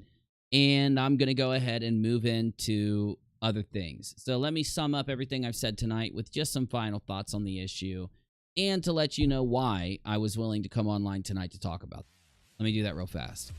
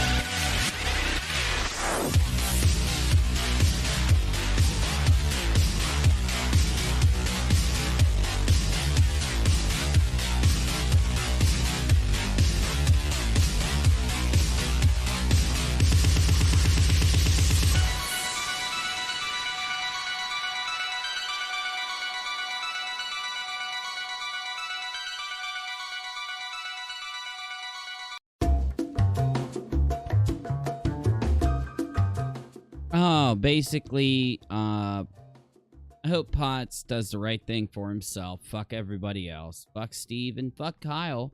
And whatever he has to say, make sure you got a lawyer. Make sure you take care of yourself. If he does plan on being deposed, then I do believe he just told a few people that maybe he's right now feels a certain way. Maybe he'll change his mind. Who knows? But I do find it weird that he's been displaying the behaviors where he is not going to be deposed. He's deleted Twitter, and he's made statements on publicly himself to say, I'm gone, I'm out, I'm nowhere to be found, I'm peacing, I'm see you later, bye. Then he confirms it about a week or 10 days later, over the last couple days, by saying, I'm out. Comparing that with what else is out on social media, I just think that we're being lied to by other people. Though, if he does change his mind, hopefully he makes the right decision, does the right thing, and thinks about himself over anyone else. That's about it. The community around those guys breaking apart the last few days, it's only bound to happen more and more and more as time goes on. And I think they'll just try to keep clickbaiting like they're doing people to watch their show and be invested in this narrative they've created about Kyle forging documents and stuff like that. Because what I really think with the forging thing, as I've told you before, let me just sum that up. I think the only thing it's even possible that he forged would have been the rental agreement, and we already have Potts claiming to have signed it. It's not a forgery then. So how do you compare that to these guys trying so hard with live stream after live stream after live stream to keep putting Kyle down, harping on it? They need to get views. So they're trying to clickbait the old audience in that way, playing off the hatred of Kyle. It's only going to lead to their community falling apart. The community's smart. They're going to realize they've been clickbaited. They're going to realize that they have been fed selective information, and nobody likes that. You're going to have a few of those people that are okay with following the narrative and being clickbaited, and they are typically people that gain something, either core group or whatever. They gain something from that, and then you're going to have the other people, though, that don't gain anything, and they're typically good people that are just fooled by some aspect or not. And those are the people that are going to keep piecing out and getting tired of this shit. And it's only going to get worse as time goes on. So make sure you know, if you have a Twitter account, don't commentate on this shit unless it's a sock account or something, anonymous account or whatever. Just get out of the story. It's only going to get worse. It's only going to get more shitty. And I put out a video on rockAlot, and it's like the first 5 minutes of the documentary I'm making. It starts with an analogy that tries to compare what happened to two people starting a taxi business, and it really works. So take a look at that if you haven't seen it. Like it and share it and get it out there. It's the first 5 minutes of my documentary. I rendered it as a preview for you. So that's it. Thank you. Now I'm going to show you a video game that I'm going to try to play when it launches in about 10 days. We'll be playing it on stream, and it's going to be effing awesome. Hopefully, you'll download it too, because it's supposed to be cross-platform to some extent. So regardless of what system you have, we might be able to play it together. I plan on playing some golf games coming. It's a joke, but it's good. It's a good meme. I'm going to be memeing out playing some golf games coming up here in the next month. Also, Cyberpunk 2077 is going to launch, and my rockAlot channel is going to be a bunch of Cyberpunk shit. Sorry to say it. And hopefully you'll like that. And I think you will. The storyline of Cyberpunk 2077, the video game, is like watching a long movie. So hopefully you'll go through the journey of Cyberpunk with me. And there are other big video games launching. We got the PS5, we've got the new Xbox, and all of those games seem to have a PC equivalent. We're going to be getting crazy on these games. And like the documentary I'm putting out, I'm going to be moving on to other topics, but keeping the editing style and the information style of the videos you've been seeing. So if you like my uploaded content, if you like my original content on my main channel, or if you like my commentary documentary style stuff, that's where I'm headed after this. I'm going to be editing videos during the day and uploading them when they get finished to UNIRock 2. I will be doing live shows on UNIRock 2, and I'll be doing video games / after shows over here on the RockAlot, getting into Season 5 of UNIRocktv. Hopefully, you'll enjoy it, stick around, support us, and have a good time while getting away from the toxic. That's all that happens when you have a community built on hatred and toxicity. It eventually eats itself. It dissolves itself into the hatred and toxicity that fuels the community. And that's why we always do try to be a positive community here. That's our attempt. That's what we try to do. So,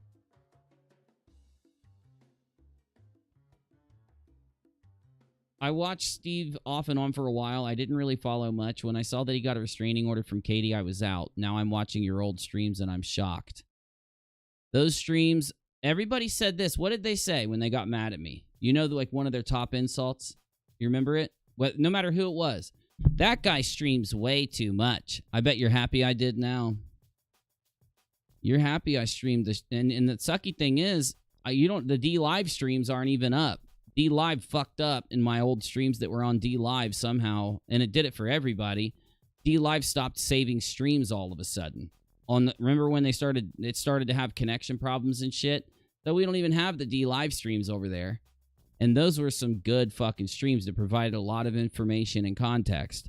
Though the stuff that you have on YouTube is a complete story of what happened. If you've got the time, you can go back and watch everything that happened as it happened. It's pretty freaking crazy. I miss your LARP and Ancient Alien stuff from UNIRocktv. I watched it a lot back then casually, and it's the main reason I support you now, says Old Man Dan.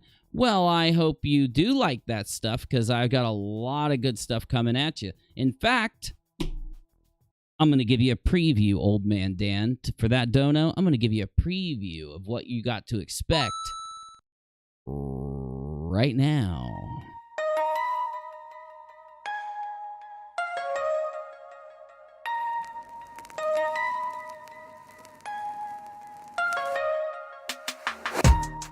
So, you can expect a lot more of the content that I used to do, but this time I'm looking into a lot of history mysteries, and there's some stuff around Jack Parsons and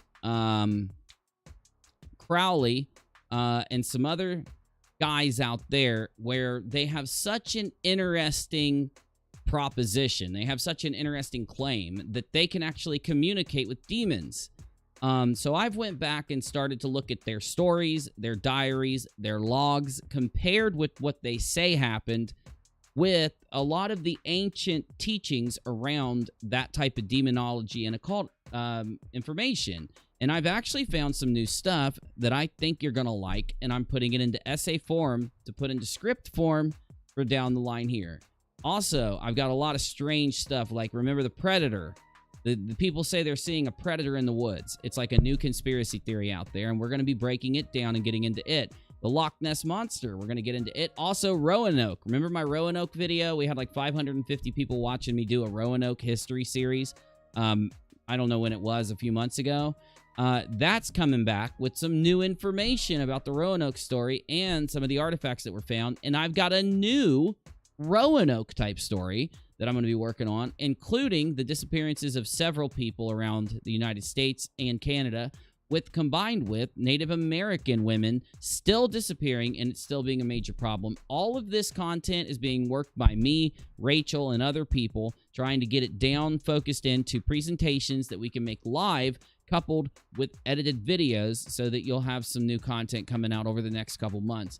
And luckily, we're getting really close to being able to get some of this out.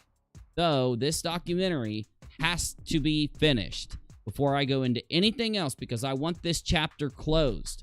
And I do this a lot. Oh, with his final breath, he let go of the raft and sank beneath the waves 62 miles down to the dark abyss, where he rejoined the lost NSS. Modern day debate. Oh, God, don't tell me. Please don't tell me. Thank you, D-Nice. No, it's going to be good. It's going to be good. If you like...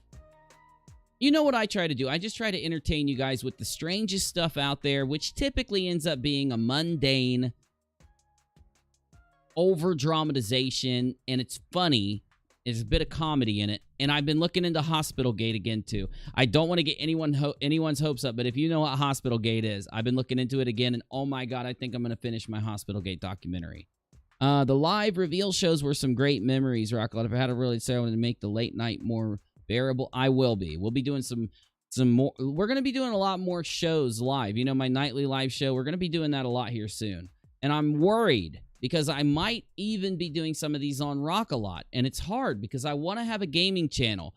But ever since I started on YouTube, I've always tried to have a gaming channel. And this is what happens every time. The minute that I start to do a little bit of content on my gaming channel, my gaming videos do good, but then my content gets much better views and much better interaction than my gaming stuff. So I end up doing a lot more of the content, and then my gaming videos die down, and my content ends up moving up. But I don't care. If that happens, I'm just going to accept it. You get me? I'm just going to accept it if that happens. RockAlot's nice because I can do anything and everything here on RockAlot. And UNIRock 2 is pretty nice too, and I miss doing the nightly show there. But I gotta have a place to put these uploads, so it's hard to figure out what to do. But I'm starting to figure it out. We'll get her there. We'll get her. So the demon thing is freaking crazy. Okay. The thing is, Crowley claimed that he was speaking to demons, right? 72 different demons that go back into ancient occultic magic from Egypt all the way up to now. And I didn't ever have a resource to be able to see what they were talking about. They just bring up the demons. They bring this stuff up, and you think, they're just crazy. Though they were actually studying a type of religion that tries to not be a religion. It tries to be a supplemental religion, and combining these actual described demons that have been written about for thousands of years by humans. I finally found the books. I finally found the information to describe a lot of these demons, and I found out there are so many people in the world right now who worship these demons, call upon these demons, and believe they are speaking to, idolizing, and worshiping these specific demons. It's kind of creepy, and it makes some really, really good content. So I'm also thinking about doing a bit of a demonography video series. Not to where I'm going to be trying to tell you how to communicate with these demons, because I would never do that. I would never try to do that. I would never discuss doing that. But to tell you what people think these types of demons do, who they are, what they gain from them. Some of the demons are claimed to tell people ethics and morals, which I found strange as hell. How do you get ethics and morals from a demon? And some of the demons are supposedly supposed to give you scientific knowledge, knowledge on languages, knowledge on it. And of course, it is an occultic type thing. I'm not saying it's real. I'm not saying like it's, I'm just telling you it's what certain people believe, and it's fascinating. I find it fascinating. Typically, when I stumble upon something and I say, damn, that's fascinating as hell, it usually makes a good video if I do it right. And that's really what I'm trying to do now. Before putting out a bunch of spam content, I've been trying to figure out a way to do it right. I don't know how long that's going to last. Because one function of growing my channel is to put out a lot of content. So I don't know. I'm going to have to find that balance. But right now, I've got my edit back. And if I wanted to sit down all day, every day for a week and put out these highly edited videos, now I'm where I can do it quickly. Of course, it'll still take like a week to do each video of me working from, 8 hours a day for an entire week to get a video out if I wanted to do a very highly edited video like I did today. Though, I'm getting to a point where I can mix the two things together, I think, and make it work. So, never. I would never, ever, ever, ever, because as much as some people believe that demons are real and some people believe that they're just superstition, I don't know, right? My point is, I have so many people that claim they're real, and of course you can't prove it. You're never going to be able to prove it or disprove it. It's one of those logic loops. So, not to say that I believe they are real, but to say that I would never chance fate. You get me? I wouldn't. Doesn't mean you don't. Hey, you can chance fate if you want. That's what life's about, but I ain't doing it. Ain't happening.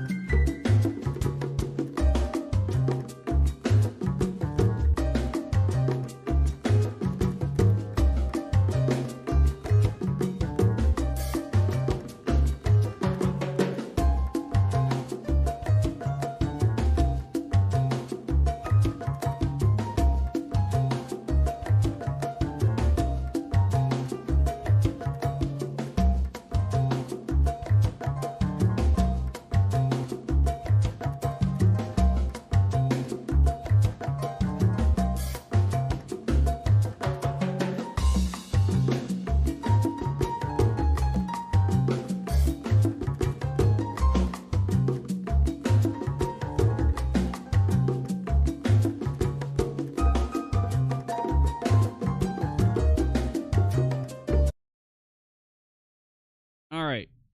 Let's take a look at this bad boy. This is a game I'm excited for. If you guys follow me, you know I love space fighting games. I love, like, aerial combat. Make history. This is it, Titan Squadron. Everything we've done has led to this. Finish those Vanguard scum! This is Star Wars Squadrons. Earn your wings in a single-player story spanning 2 factions. All stations! Fire on that ship! And master multiplayer battles as a squadron of 5. With the option to play the entire game in VR. This is the definitive Star Wars pilot experience. Come on, come on! You'll begin your career in a single-player story. Interceptors are fast and I can't wait to play this. I loved the Star Wars Battlefront flight. Was about the only thing I liked about Battlefront 2. And this game is basically just starfighters. It's all starfighters in Star Wars. highly maneuverable. Let's get him. Ideal for hunting down your opponent's starfighters. That was kind of fun. Support ships can keep allies safe and stocked up, as well as disrupting enemy fighters. Light him up. Nice. Ooh, it sounds so good. Bombers are the heavy hitters, able to deal devastating damage to enemy flagships and starfighters. But if you've got a preferred component and need something customized, I'll take care of it. Unlock everything you need to customize your pilot and starfighters simply by playing the game. From cosmetics to an arsenal of over 50 components that alter how your ships fly, fight, and survive. They're on you. I'll deal with it. You can dramatically change your loadout depending on your squadron's strategy. Finally got him. This will be critical in Star Wars Squadron's multiplayer modes. First up, dogfights. This is an all-out 5v5 battle. It's gonna be tight. Compete against other players or AI. Speedy, unrelenting assaults. Stay together, strike quickly. Stealth and Oh, subversion. damn, that looks good. Holy shit. Or brutal bombardment. That ship is vulnerable. Take your shot. We need to hurry.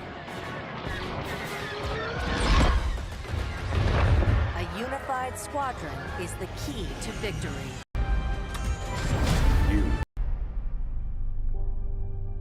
It's gonna be PC, right? Oh yeah, I would assume it's gonna be on PC. Oh my god, that's gonna be tight. I think it's gonna be really fun, man. I think we're gonna have a good time. I think we're gonna have a good time playing it.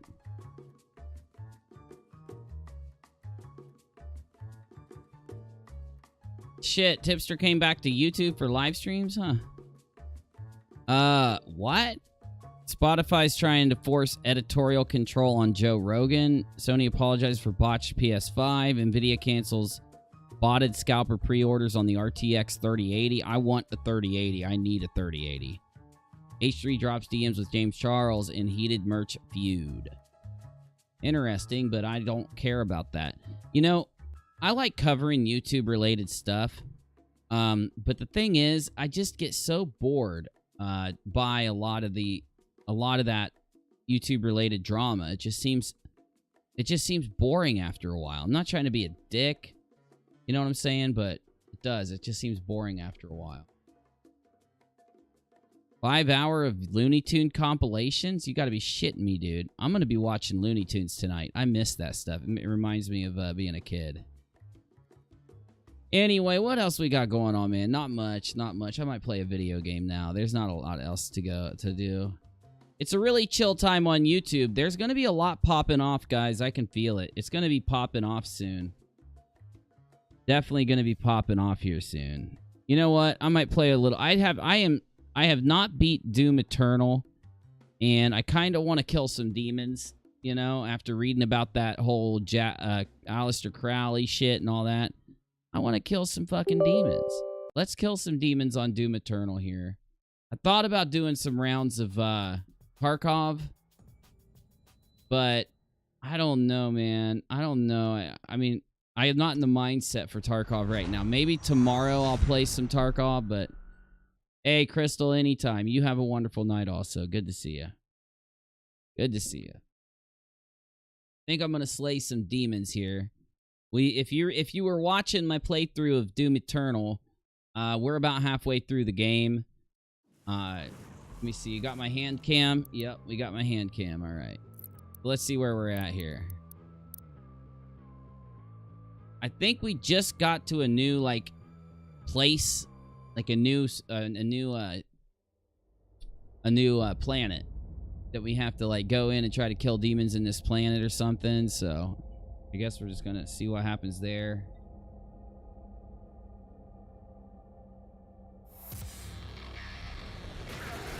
Oh god, this part sucks. I don't know if I can do this. Let's try it. I don't know if I can do this. I don't remember how to kill that dude, bruh.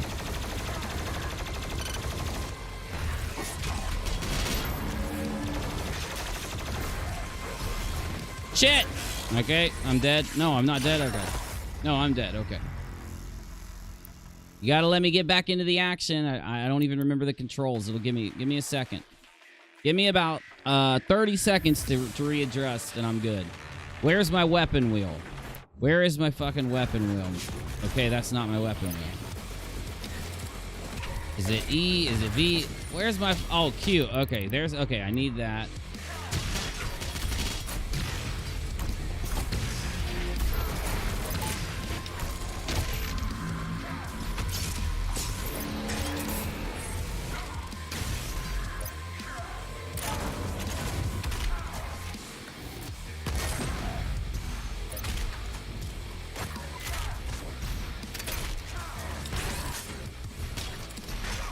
I'm dead again.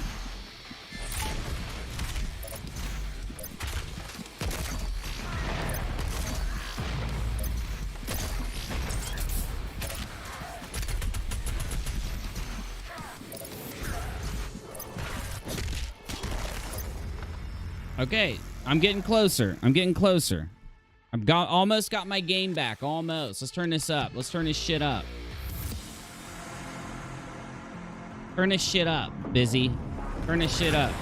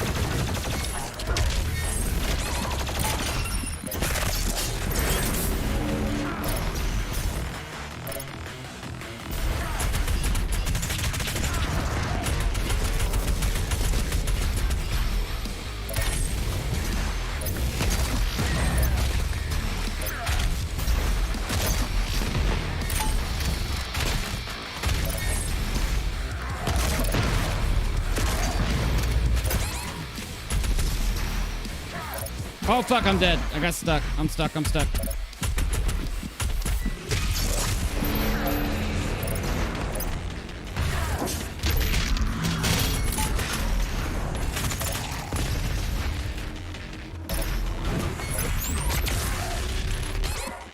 Come on. Fuck.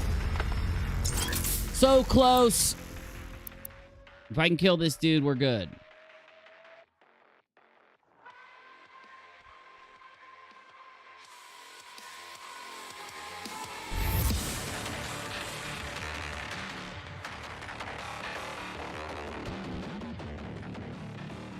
This game is a dance, and I must learn ballet.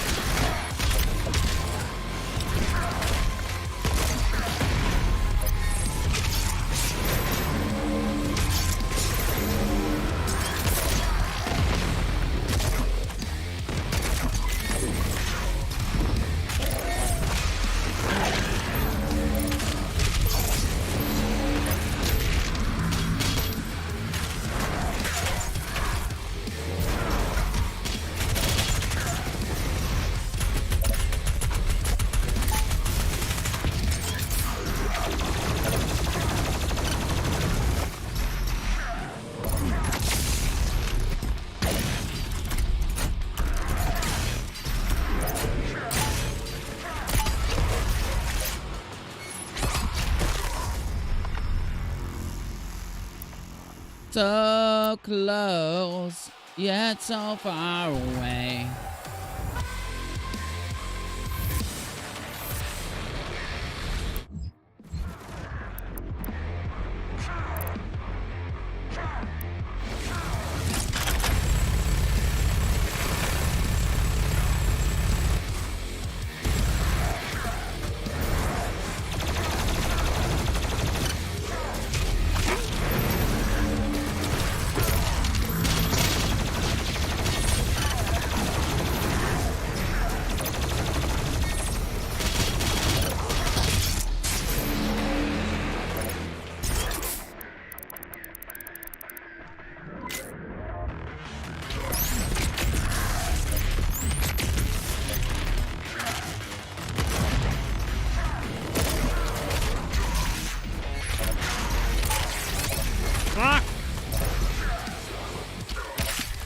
Get off me, asshole. How do you kill these little dog bitches?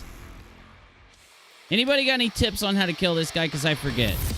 Stand close, too close, stand too far away. Keep him at mid-range. Counter his attack if his eyes flash green. Otherwise, he blocks. He's resistant to super weapons. Got it. Okay, okay, okay. Okay. Okay.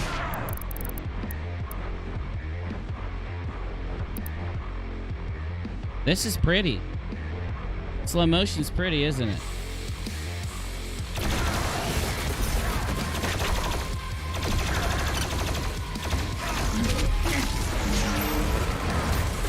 Go, go, go, go, go. Fuck me on a Sunday running.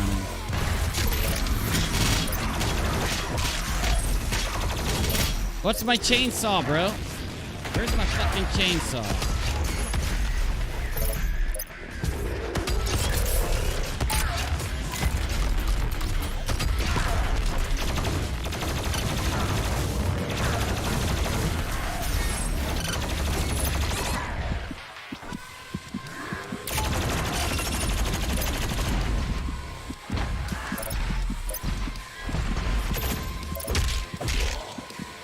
I don't remember what my fucking chainsaw is, dude. I don't even know. Chainsaw, chainsaw, chainsaw. C? X? C? Now I remember why I remember why I turned the game off at this part. All right, hold up.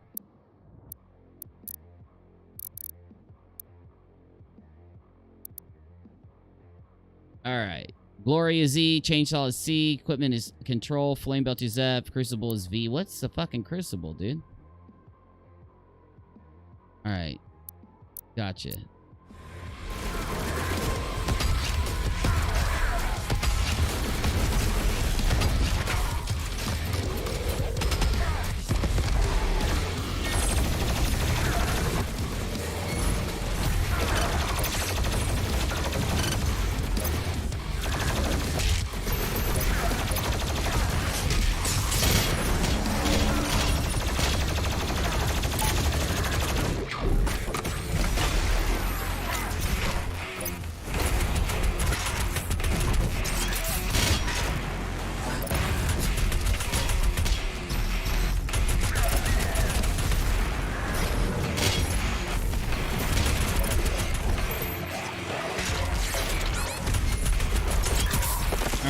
Alright, I at least know how to use my... This is Eternal, Doom Eternal, yeah. If this was the first Doom, I'd already fucking got past this guy.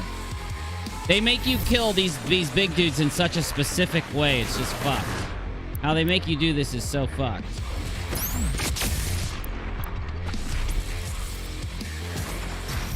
The great city of Taurus, site of the first recorded demon attack in Argentina. How did I kill him? I killed him? The Corax tablet. Okay. The city would have been lost had it not been for the arrival. I'll take that. I'll take that. All right.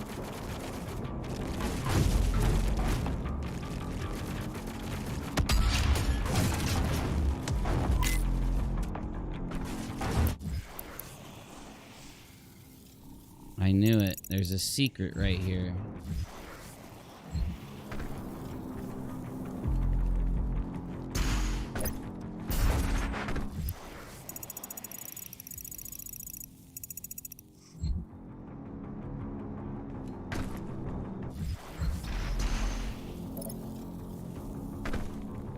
Says it's down below me. Do I just go for it? All right.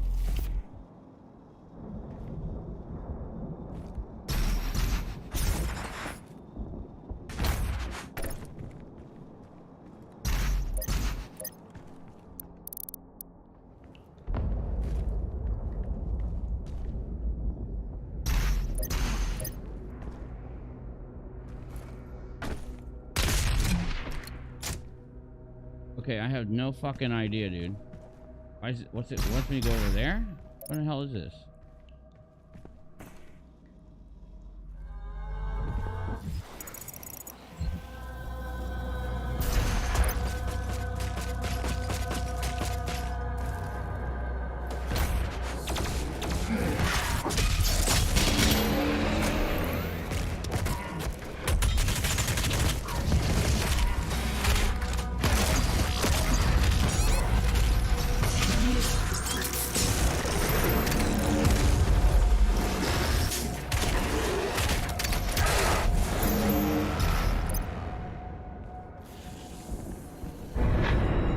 Oh, baby.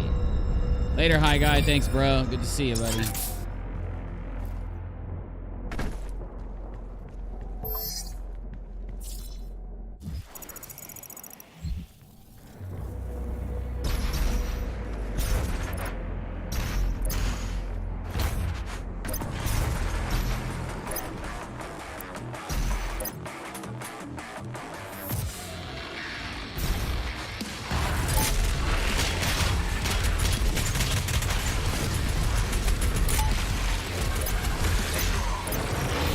Oh my God in heaven, bro.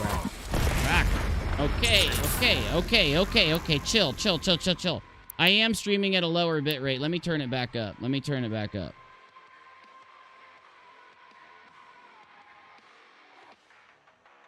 All right, bit rate back up. 720p 60 frames. Here we go. Normally I'm at 1080p 60.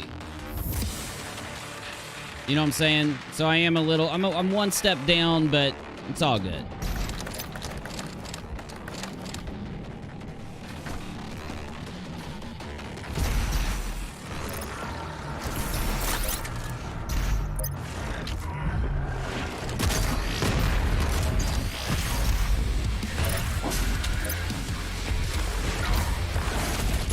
Okay, I don't know what the fuck happened there, dude.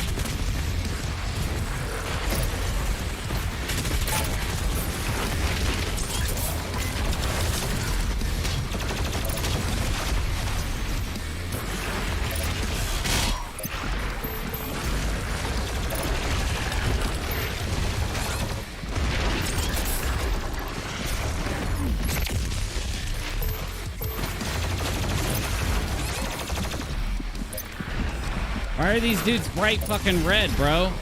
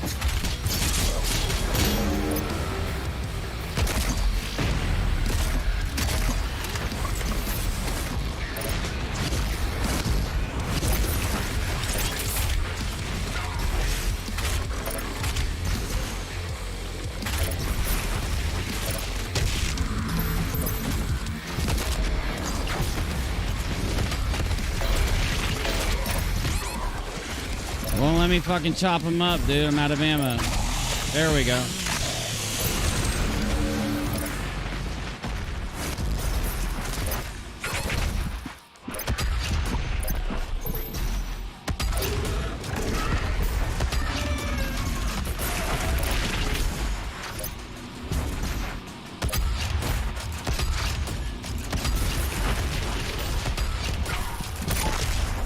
Killed myself.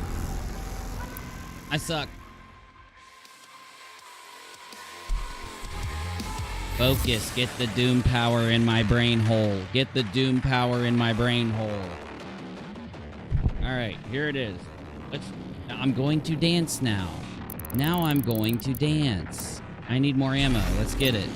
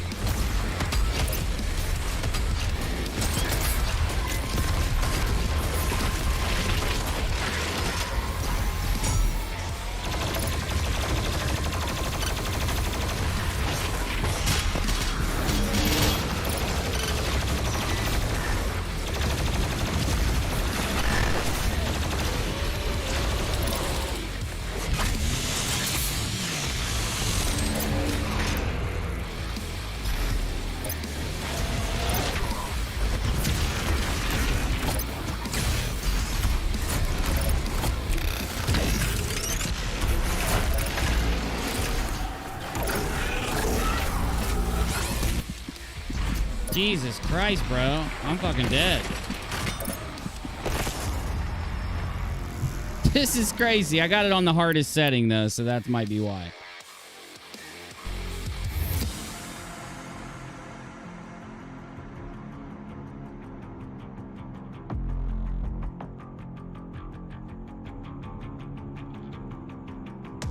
Hit the like button. Like button. It'll power me up.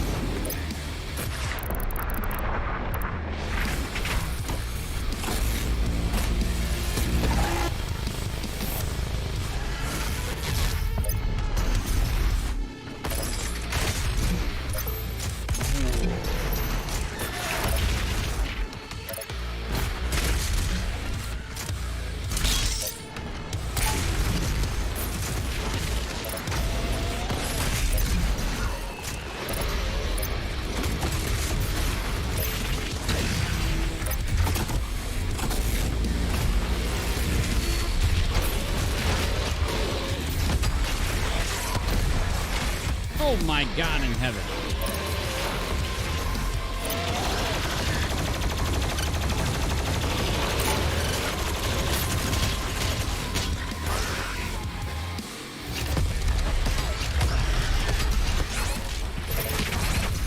I'm dead. Oh, fuck, I'm dead. No, wait, help. Oh, baby, save my ass.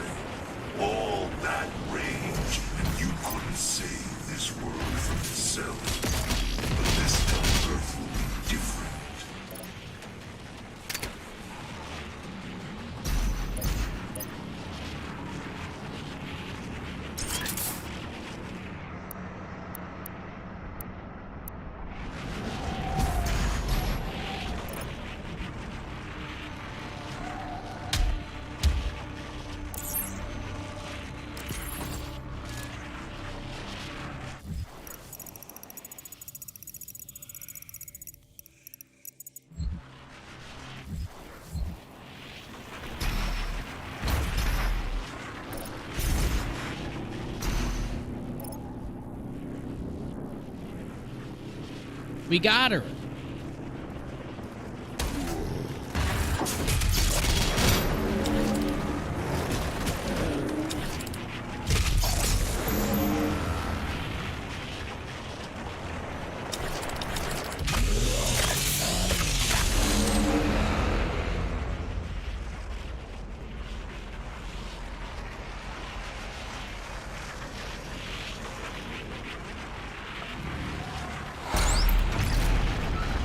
I knew it.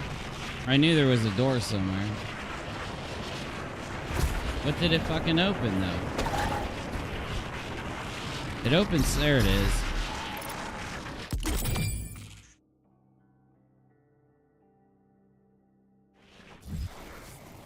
Alright, let me just do this really quick. We got a mastery here. Got 2 out of 20. It's not enough.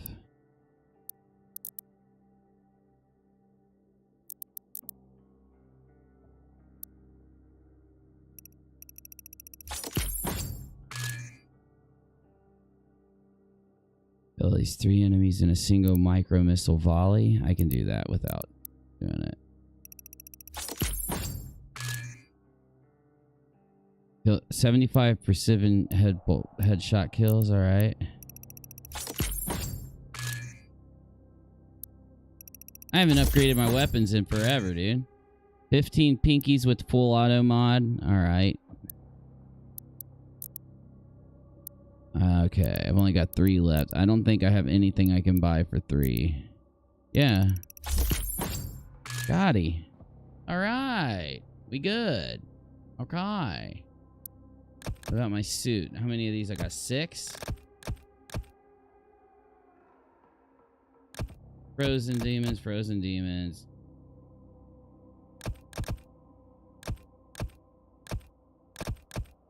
Reveal all progression items on the dossier.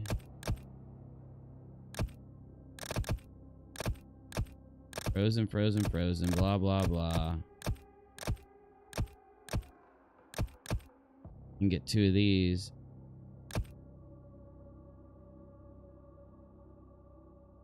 Why not?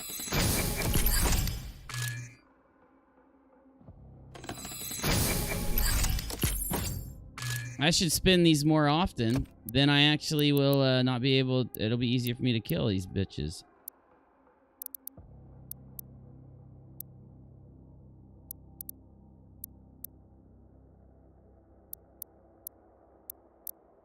Alright, what else we got? We got 4 of these other ones, but I use those in my... Yeah, okay, we're good then. We can get out of here. We can get out of here, alright.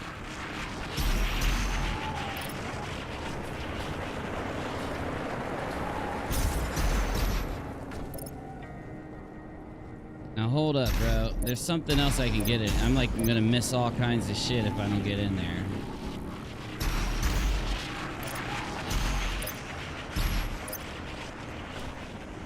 You know what? I don't care. I'll come back through. I don't have to do 100%.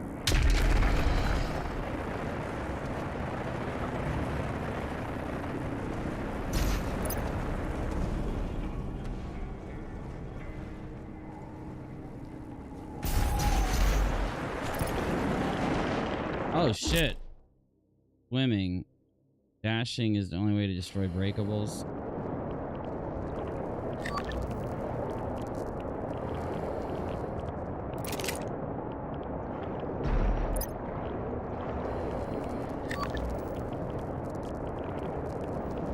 Go, go, go, go, go. Shit. Okay, I don't know how to go up and down. Alright, here's up. Oh, I'm dying in here.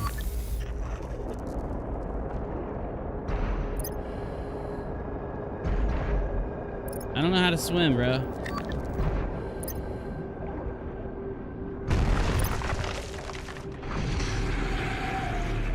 Much better.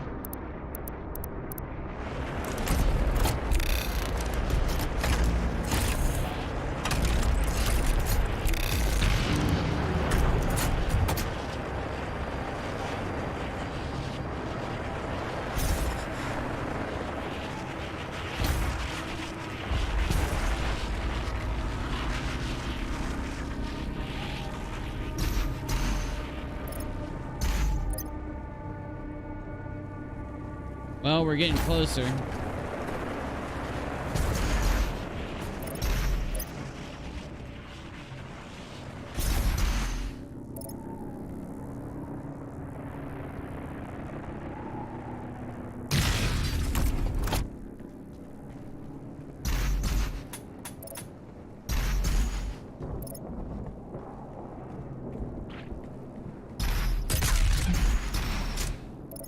Oh.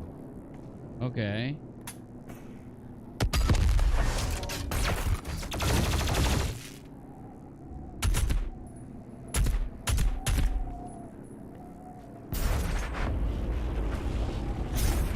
I guarantee I can shoot that thing down right through there. That's how I get down there, I bet you. Huh.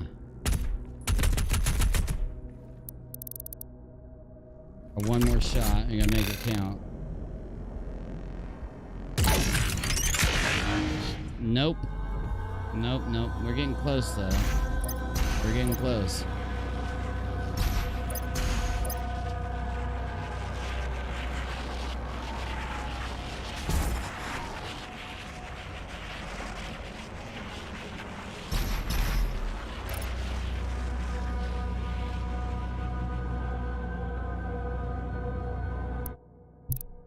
Alright, I gotta turn down these graphics a little bit because they're starting to lag out. What do we got? What do we got pushed too high here?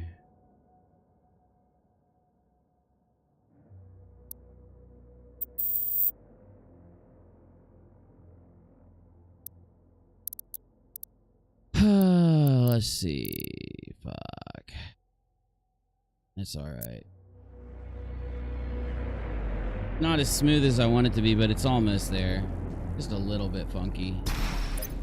This game's hella crazy on your PC.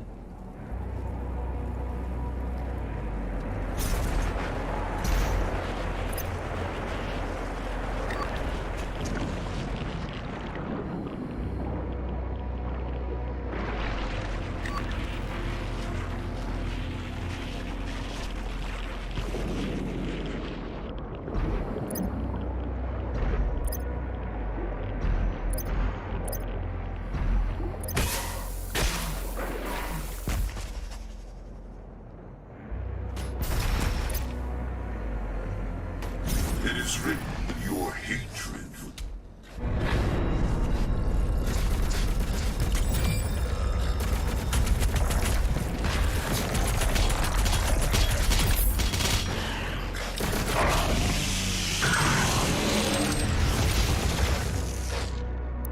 I gotta pop these pinkies' heads.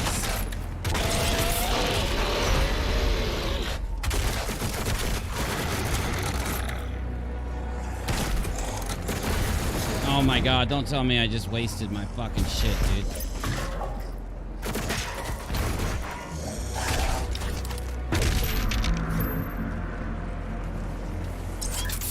I need some armor. I missed my flame shot to get armor. Oh, here we go. It's gonna be another fucking fight. Watch.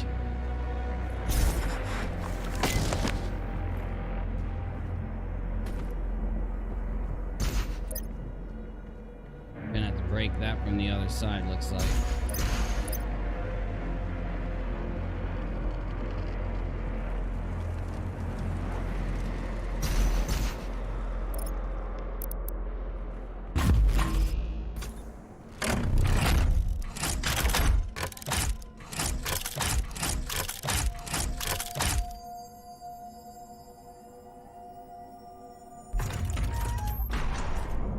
Here we go.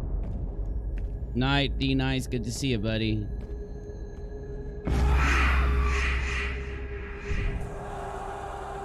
We must move. Quickly. There are those who would seek to stop this. I need a better graphics card. I'm gonna get a better graphics card. Take it. It will give you strength. Help you on your journey.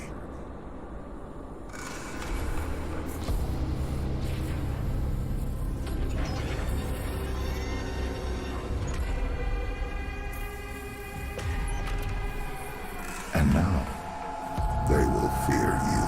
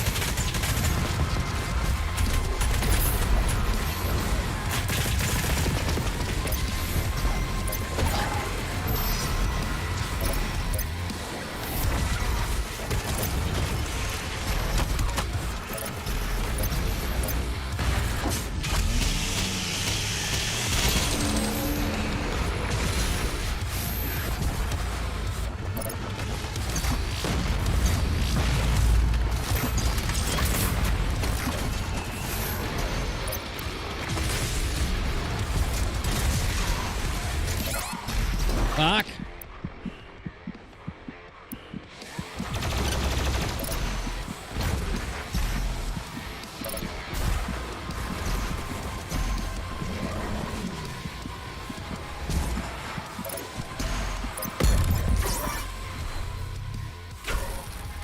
I died.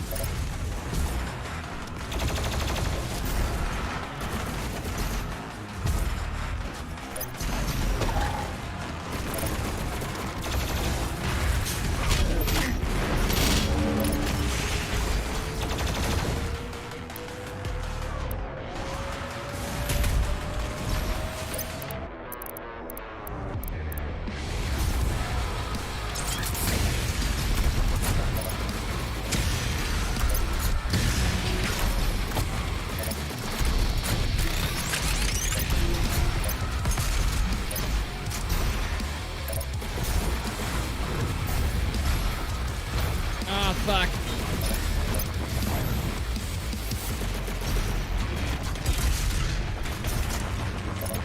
I'm dead. Oh, I'm fucking dead, dude. Oh, I'm so dead.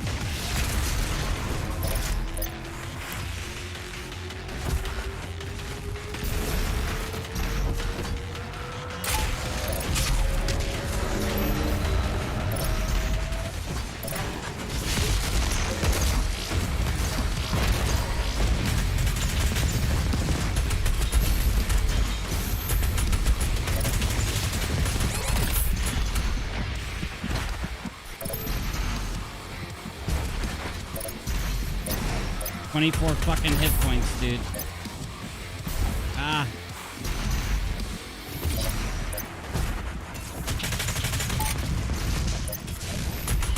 Oh my fuck. Yeah.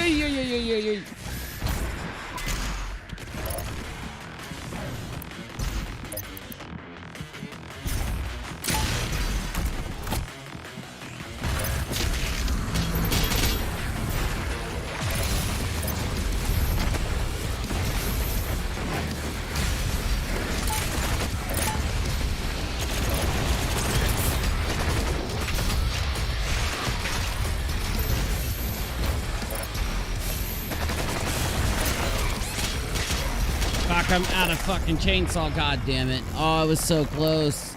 I tried to chainsaw and I didn't have one left.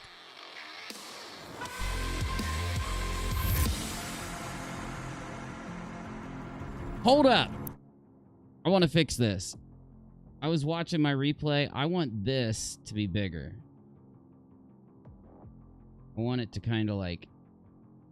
Where would it go the best? It's kind of too much.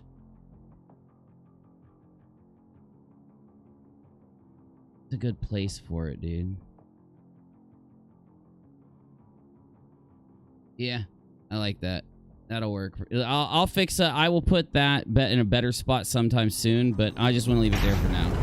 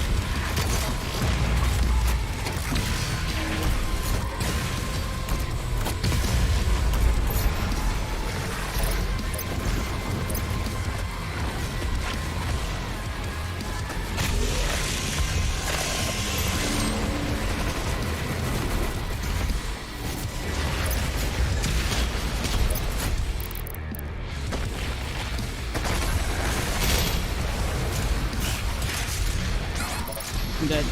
Dead again. Dead again.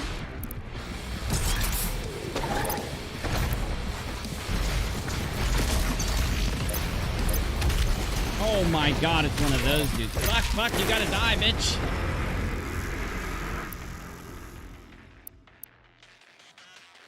Just gotta get in my flow again, y'all.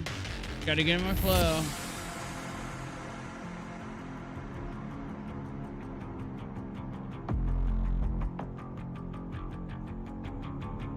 Here we go. All right.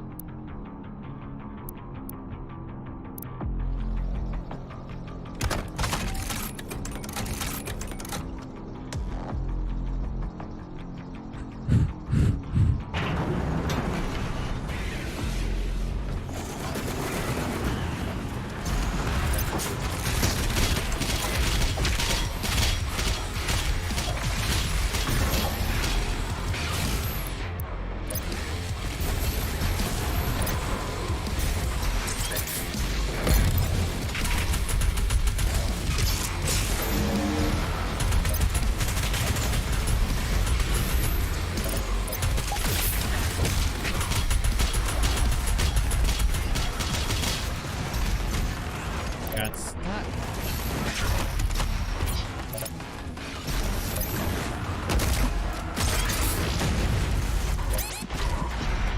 Dead as fuck again. I'm dead, motherfucker. Nope, not anymore.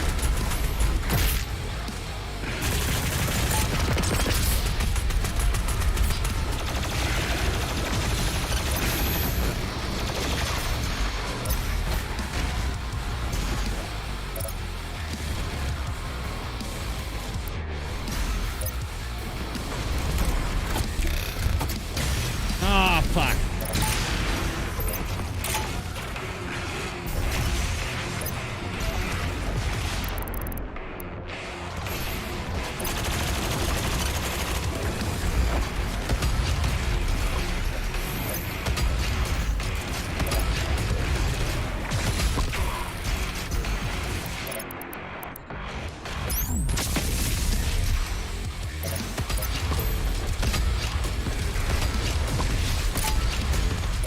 I need a little dude to kill for a fucking life, dude. Where's the little dude at? I got a chainsaw him. I'm out of ammo.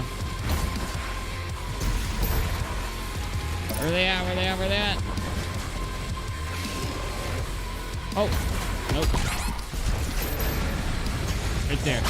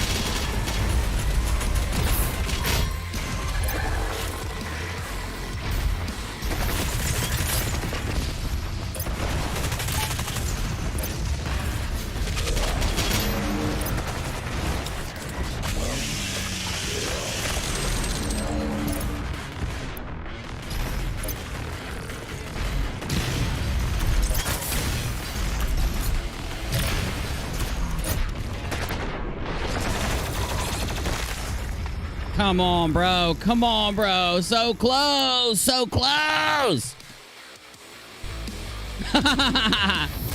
God, I love this game.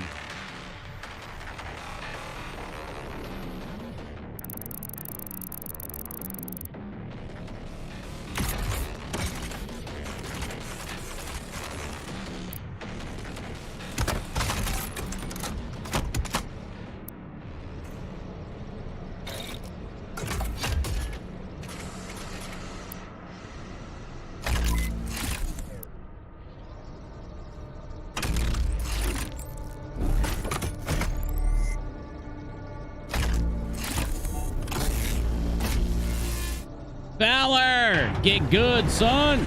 Well, let's do it.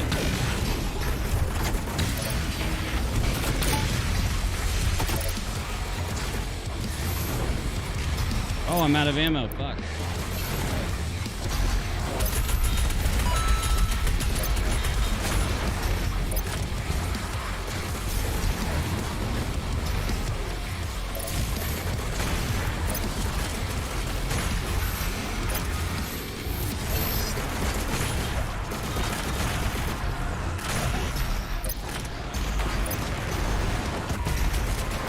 Oh, come on. He went right off, dude.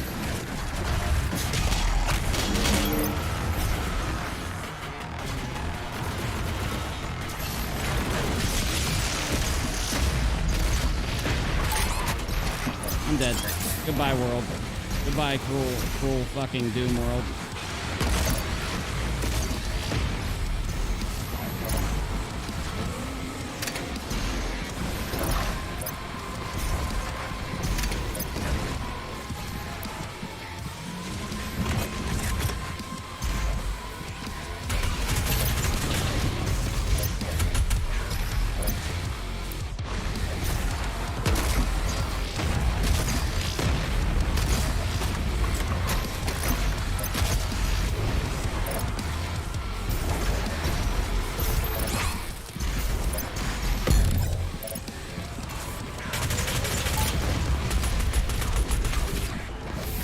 Oh, shit. Yay! 5 health. 5 fucking health, dude.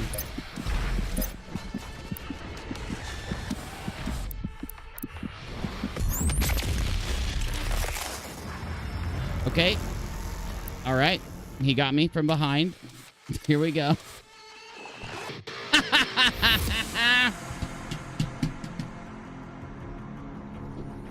All right. They're getting fucked this time.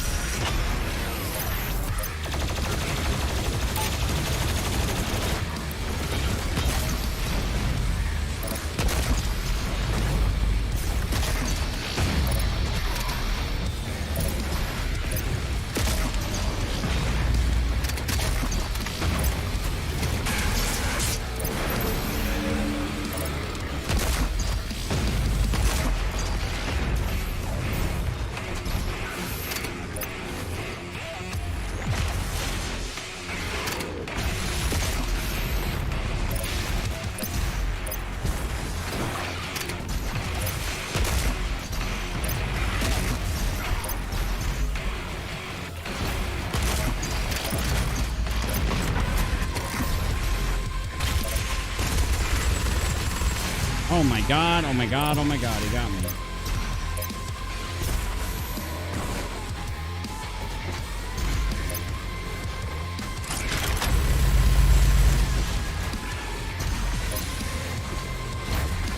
I need a little, dude. I need ammo.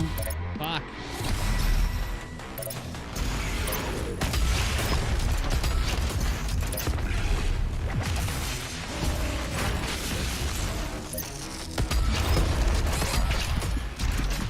Oh my god, I got 9 hit points. God damn it. And I got 2 dudes left. I'm at the end.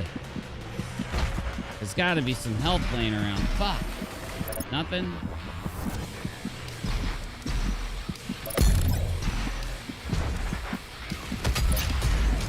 I'm dead. Oh, I'm dead.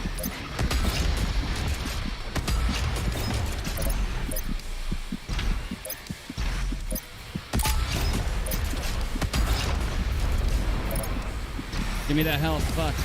Not a lot, but it's something. Oh my god. Here we go. Hello. Thank you.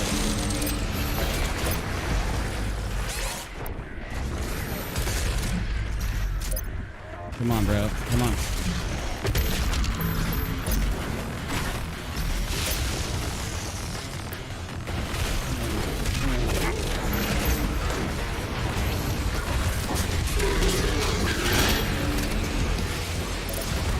There we go. We're back. We're back. We're back.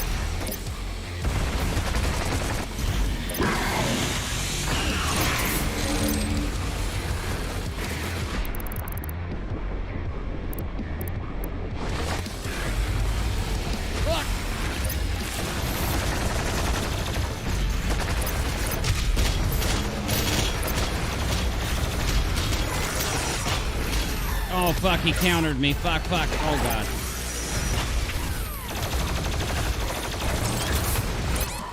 Come on. Yeah, baby.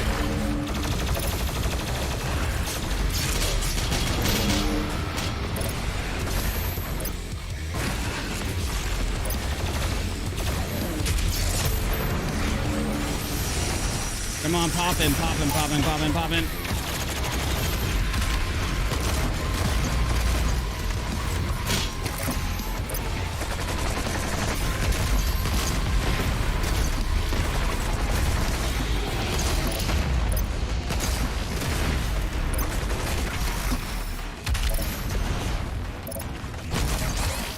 Oh, fuck, 15 health.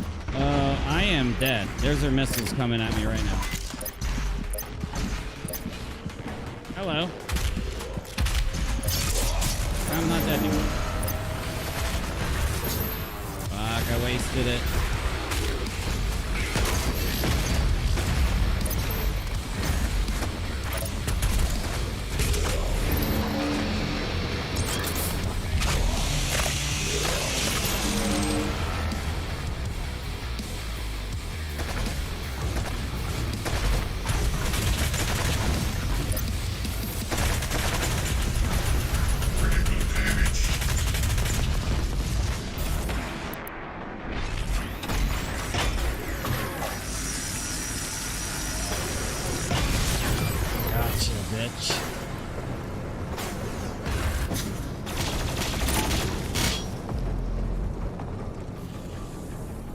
Woo, there it was.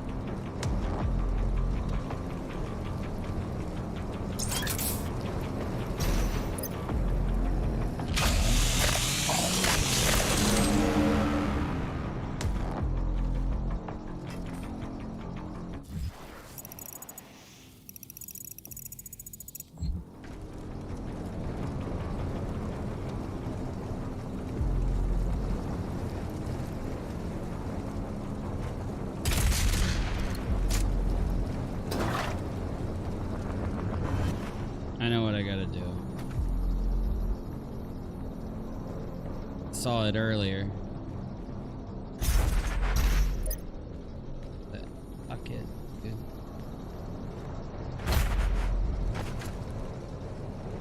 There it is.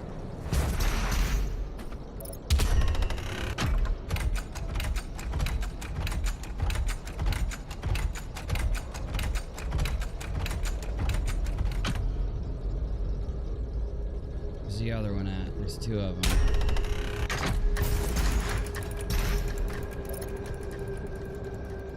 There's another. I gotta punch two of those. They each move these motherfuckers. What the hell's this? Oh, this is where I came from. Okay, so now hold up.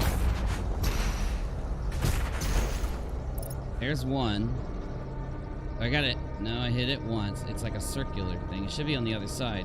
One controls that dude, and then one controls that dude. So where's the other? There it is. How the fuck do I pop that? And then get over here to pop that? Like this? Did I get it? Oh shit, I got it.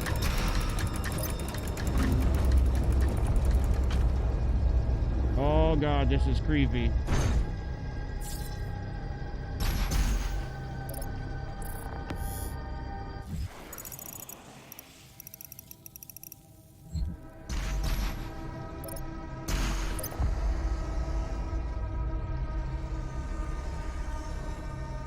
Challenge. Oh dude, those challenges are psycho. There's the key to the challenge, I bet. Bet you money.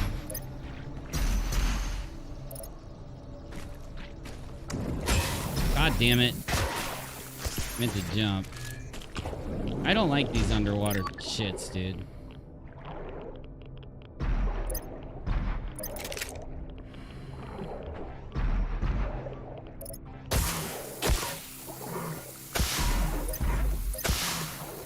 I'm dead.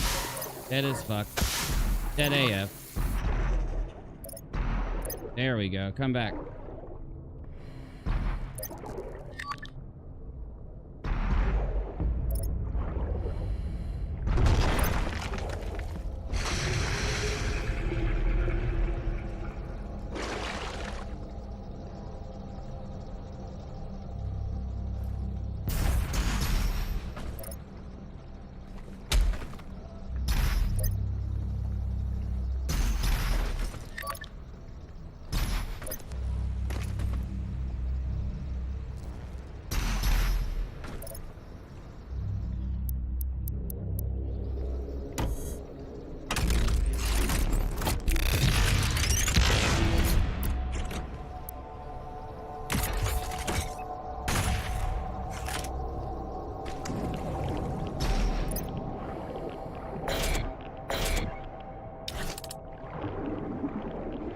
I don't know, bro. I don't know what I gotta do here. I'm gonna die, though.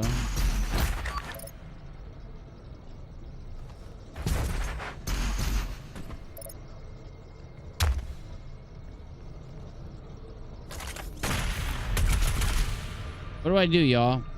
How do I do this? The water stops my fucking bullets. Wait.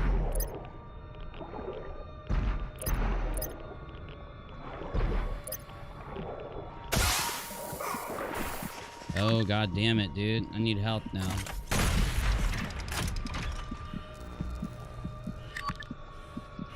This isn't good. This is not good, dude. I have, like, no health. There we go. Ah. Thank you. Now I just need to get some health back.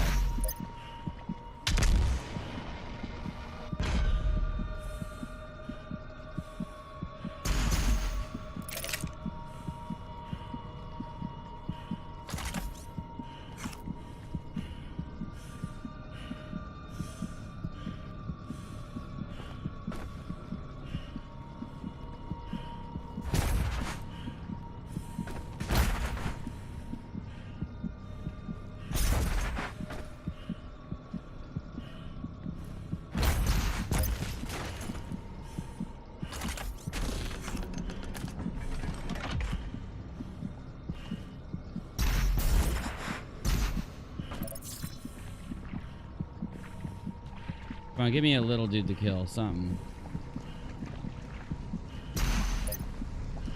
Hey, there it is. Hey, there we go. Oh, fuck. It's a Slayer key. Oh, no. Oh, no. I don't want to do this live. I suck at this. You think everything I've been doing is bad? Wait till you see this shit. Is there a little dude around here? I just saw a little dude. I want to fucking get my health and shit from him. Nothing? You're not gonna let me go in all fueled up and everything, right? Alright.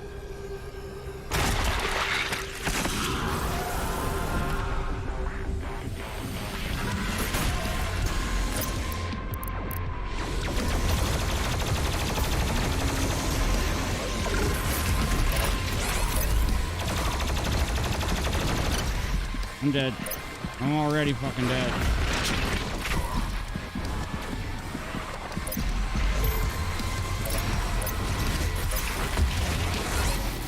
I'm dead. I missed. I missed my jump. I missed my fucking... Get out of it.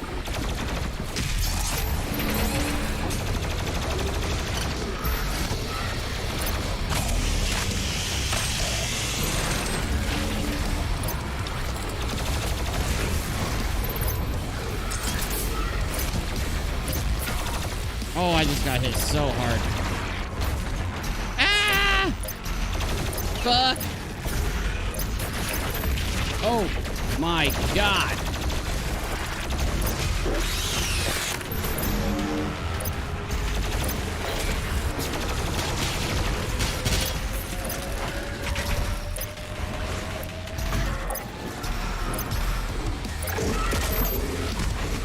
Oh my god, I'm dead.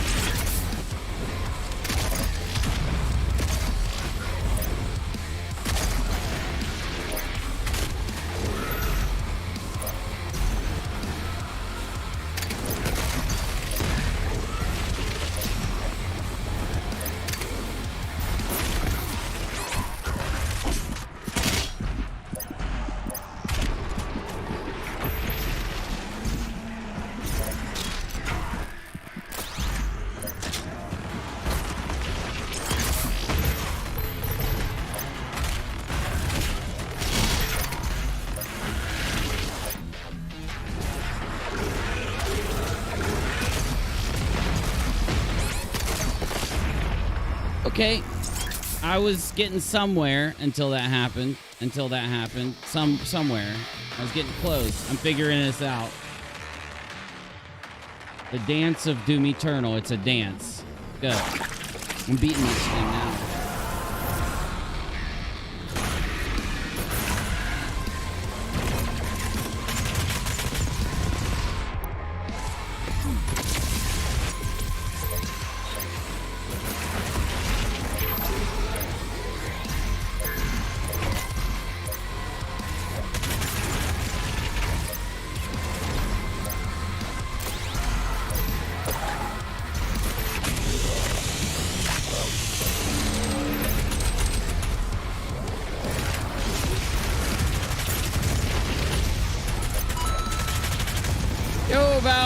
Blind QFC for your individualized weapon and practice your switching. Put your rocket launcher and mouse wheel up. Look at the profile for come down. Will do, bro. Will do.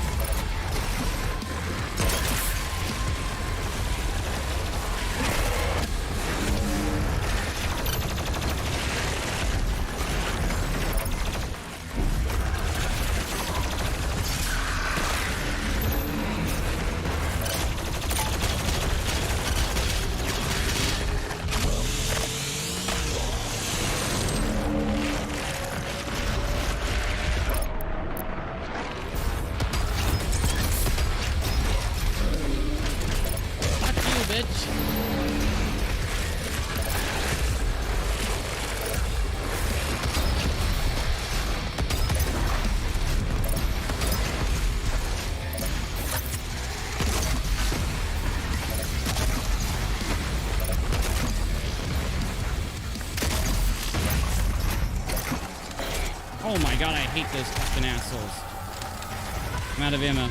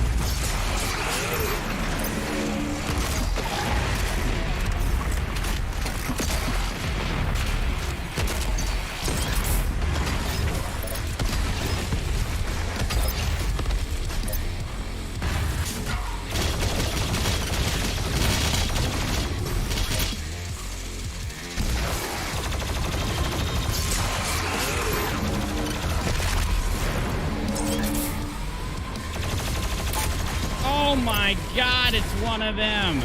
It's a big dude. It's a really fucking big guy.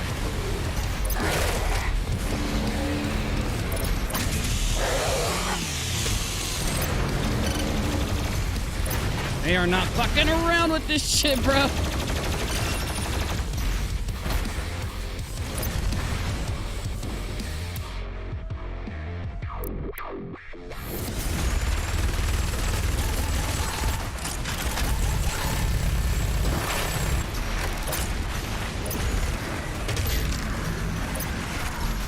Oh my god, get off me, dick.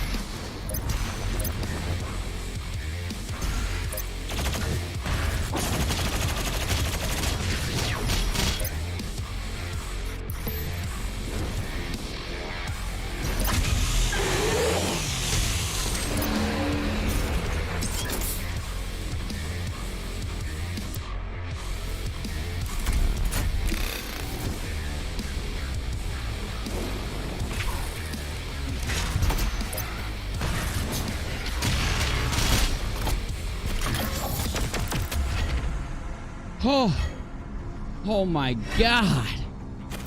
Spaller. I need to. I definitely need to, bro. I need to rebind. Bad. Well, that was insane. That was insanity. But it's one reason why I love this game, dude.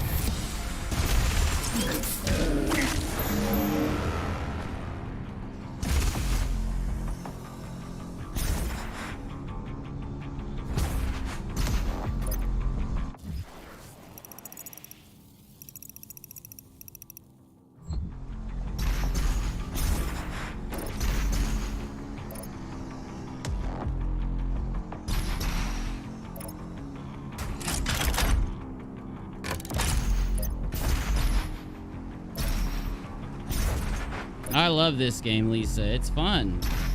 It's hard, but it's still fun. They really did a really good job. If the crucible blade is removed, the Titan will rise again. I got too many batteries. I gotta go trade my batteries in. If the crucible blade is removed, so I gotta pull a blade, don't I? The graphics are fucking insane in this game. Oh, come on, bro. I know I can get up there. Alright, fuck you. I'll go this way.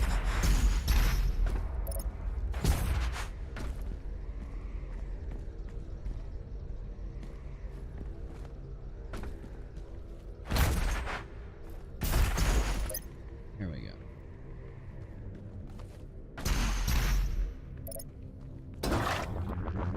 Nice.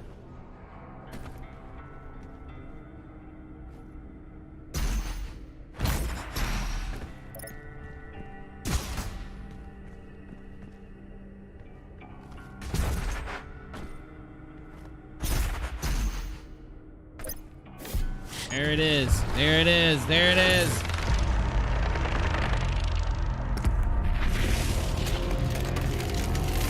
Oh, damn.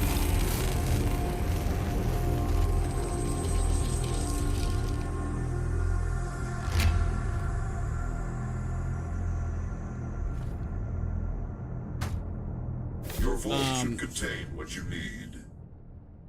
Retrieve your crucible. Got it?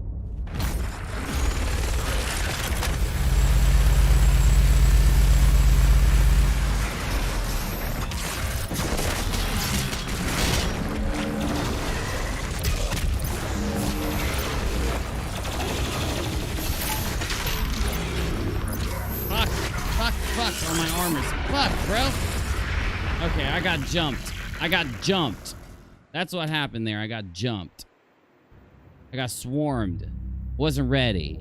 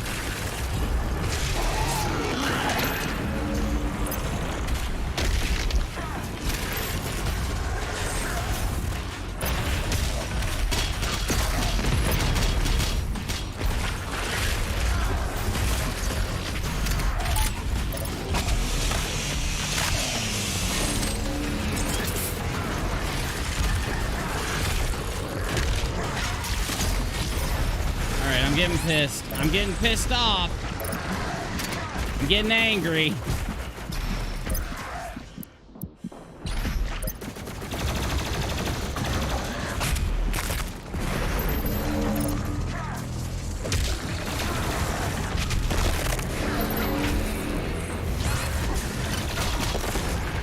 Got me again. It's that guy. I gotta take him out. He's getting me. I gotta take him out. No, don't even show me that asshole. I don't even want to see him. I don't even want to deal with that dude.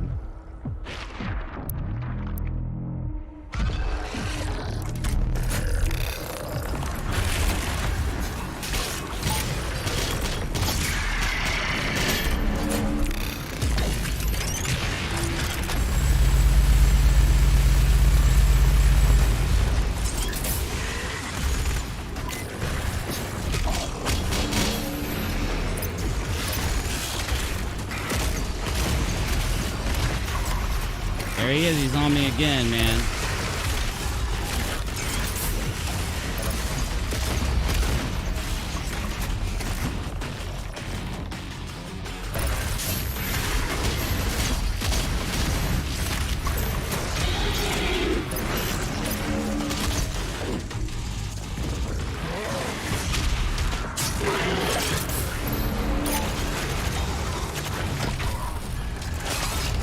Oh my fuck!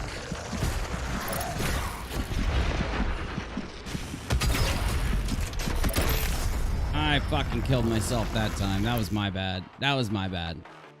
I did that to myself. I'm a ding dong. I'm stupid. All right, last shot. I'm getting tired.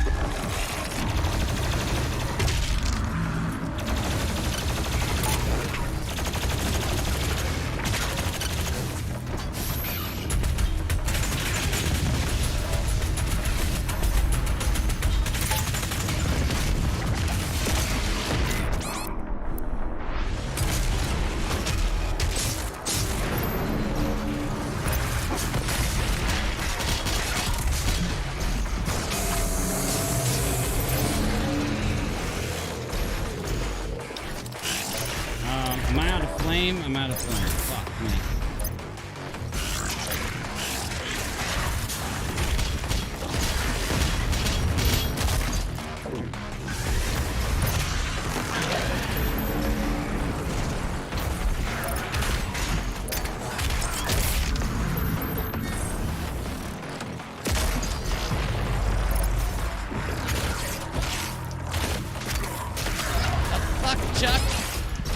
Oh my god, it is one of those dudes. Fuck, it's one of the dudes with the dogs. That's why I'm dying. Oh, I got a chainsaw, motherfucker. It's the dog guy. What am I gonna do? I gotta stop using it. Oh my fuck, dude, I don't even have a BFG. Get off me, dog.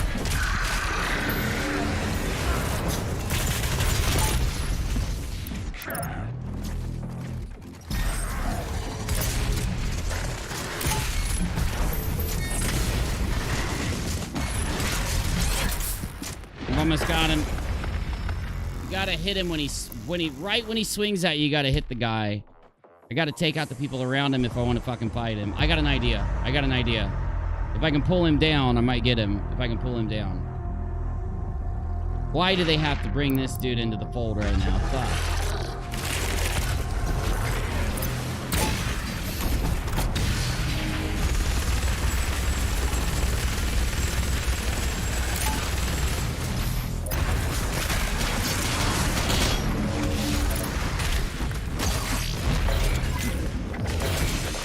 Dude, fucking chainsaw him. That dude's definitely chainsaw-able.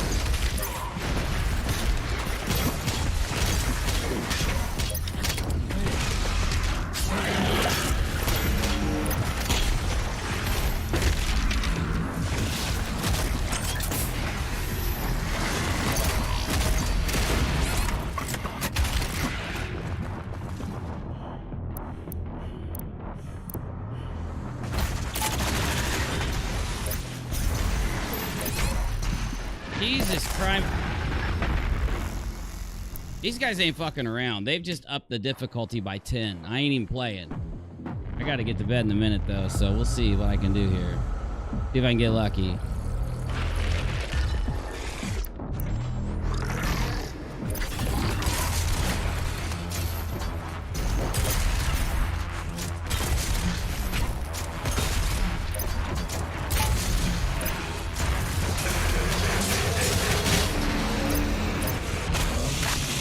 There we go. Get my ammo early on. What the fuck, bro? They locked me. This dude's beating my ass while I'm fucking locked in an animation. That's not fair.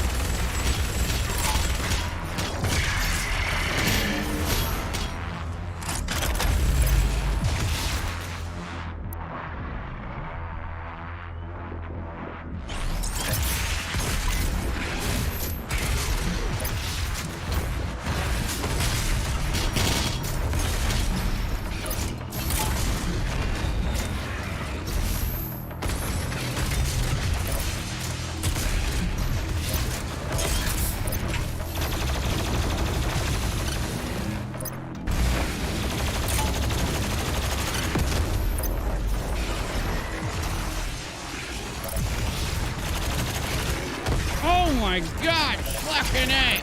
Go down, go down, go down. Oh god, I gotta fucking do a little bit now.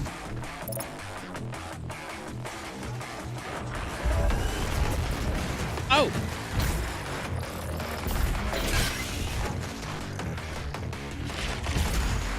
I'm gonna die if I get locked in here, dude. Fucking go. I'm out of ammo completely. Alright, I need a chainsaw-able little asshole. Like you. Nope, you don't. Okay, you can't be chainsawed. Got it.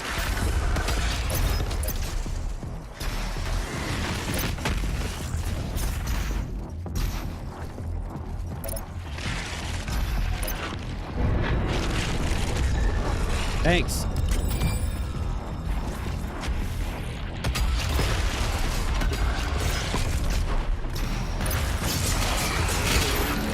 Got a chainsaw, dude. I gotta get a chainsaw hit. Can't I chainsaw that fucker right there?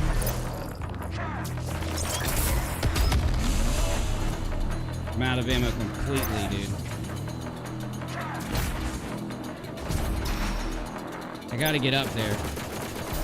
Oh my god. Oh fuck. No, I hit the wrong button. Oh no. Ah. Yeah. Come here, bitch. All right, let's go.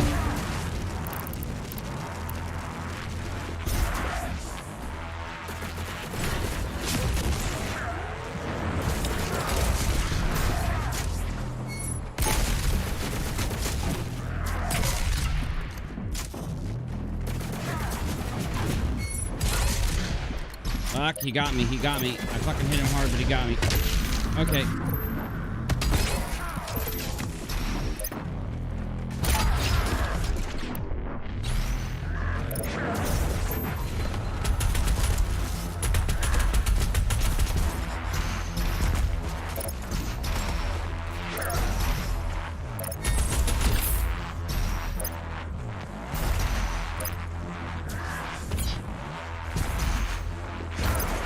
Got it.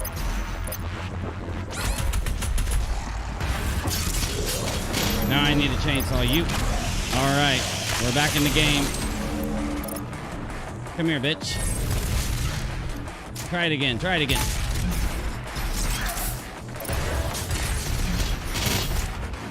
Come on. All right, one more time. One more time. One more time.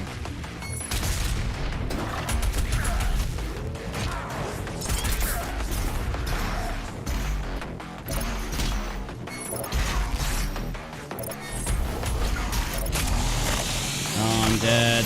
I got like one more hit on this fool too.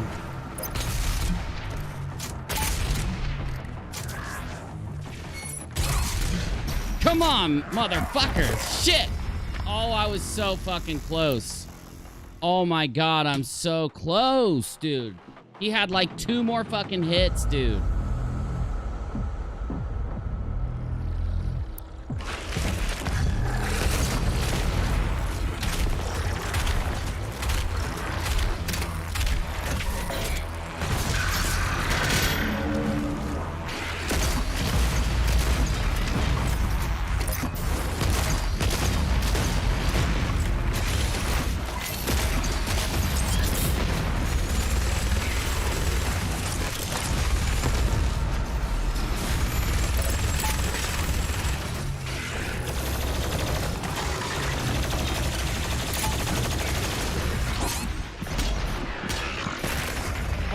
God, bro. Oh my god, bro.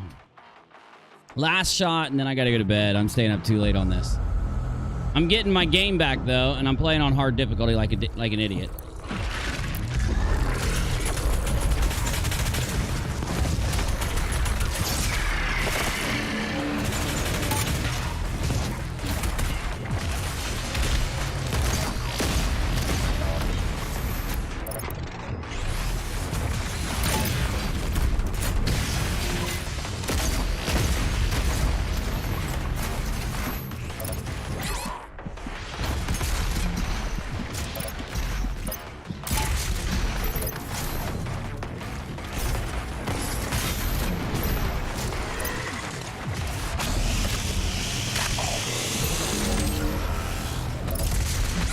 I missed. All right. I gotta call it a night. He is, Kai. He really is. That Shield Wolf dude is an asshole, dude. He's like the hardest dude in the fucking game. You got to play him just perfectly. And I've got him down like a couple times. You know, that last round, if he wouldn't have got that last hit on me, I would have had it. Guys, we will finish Doom Eternal in the next stream. I'm probably going to play it until I beat it, but I'm almost done anyway. So keep an eye out. It's really cool. It's really fun. Storyline's tight, and we're going to hit it up. We're going to hit it before we quit it, peeps. Thank you for watching the stream. I just wanted to hang out with you guys a little bit. I told myself I wasn't going to stream because I got to get up early and do more editing and stuff tomorrow, but I'll sleep in an hour or two to make up for it. And then I'll hit my editing. You know, I gotta have a little time to decompress after a full day of editing. Like if you saw that video I put together, like that video, that edit is not all that I did today. And I got a lot of scripting and stuff done too. So it was that's just a part of it. And I'll have that whole video out for you really soon. Like every few hours I put in, puts in another 10 minutes on that video. And I probably only have like 30 minutes, 40 minutes left to edit down. I know it sounds like... Anyway, thank you. But before I go anywhere... fuck.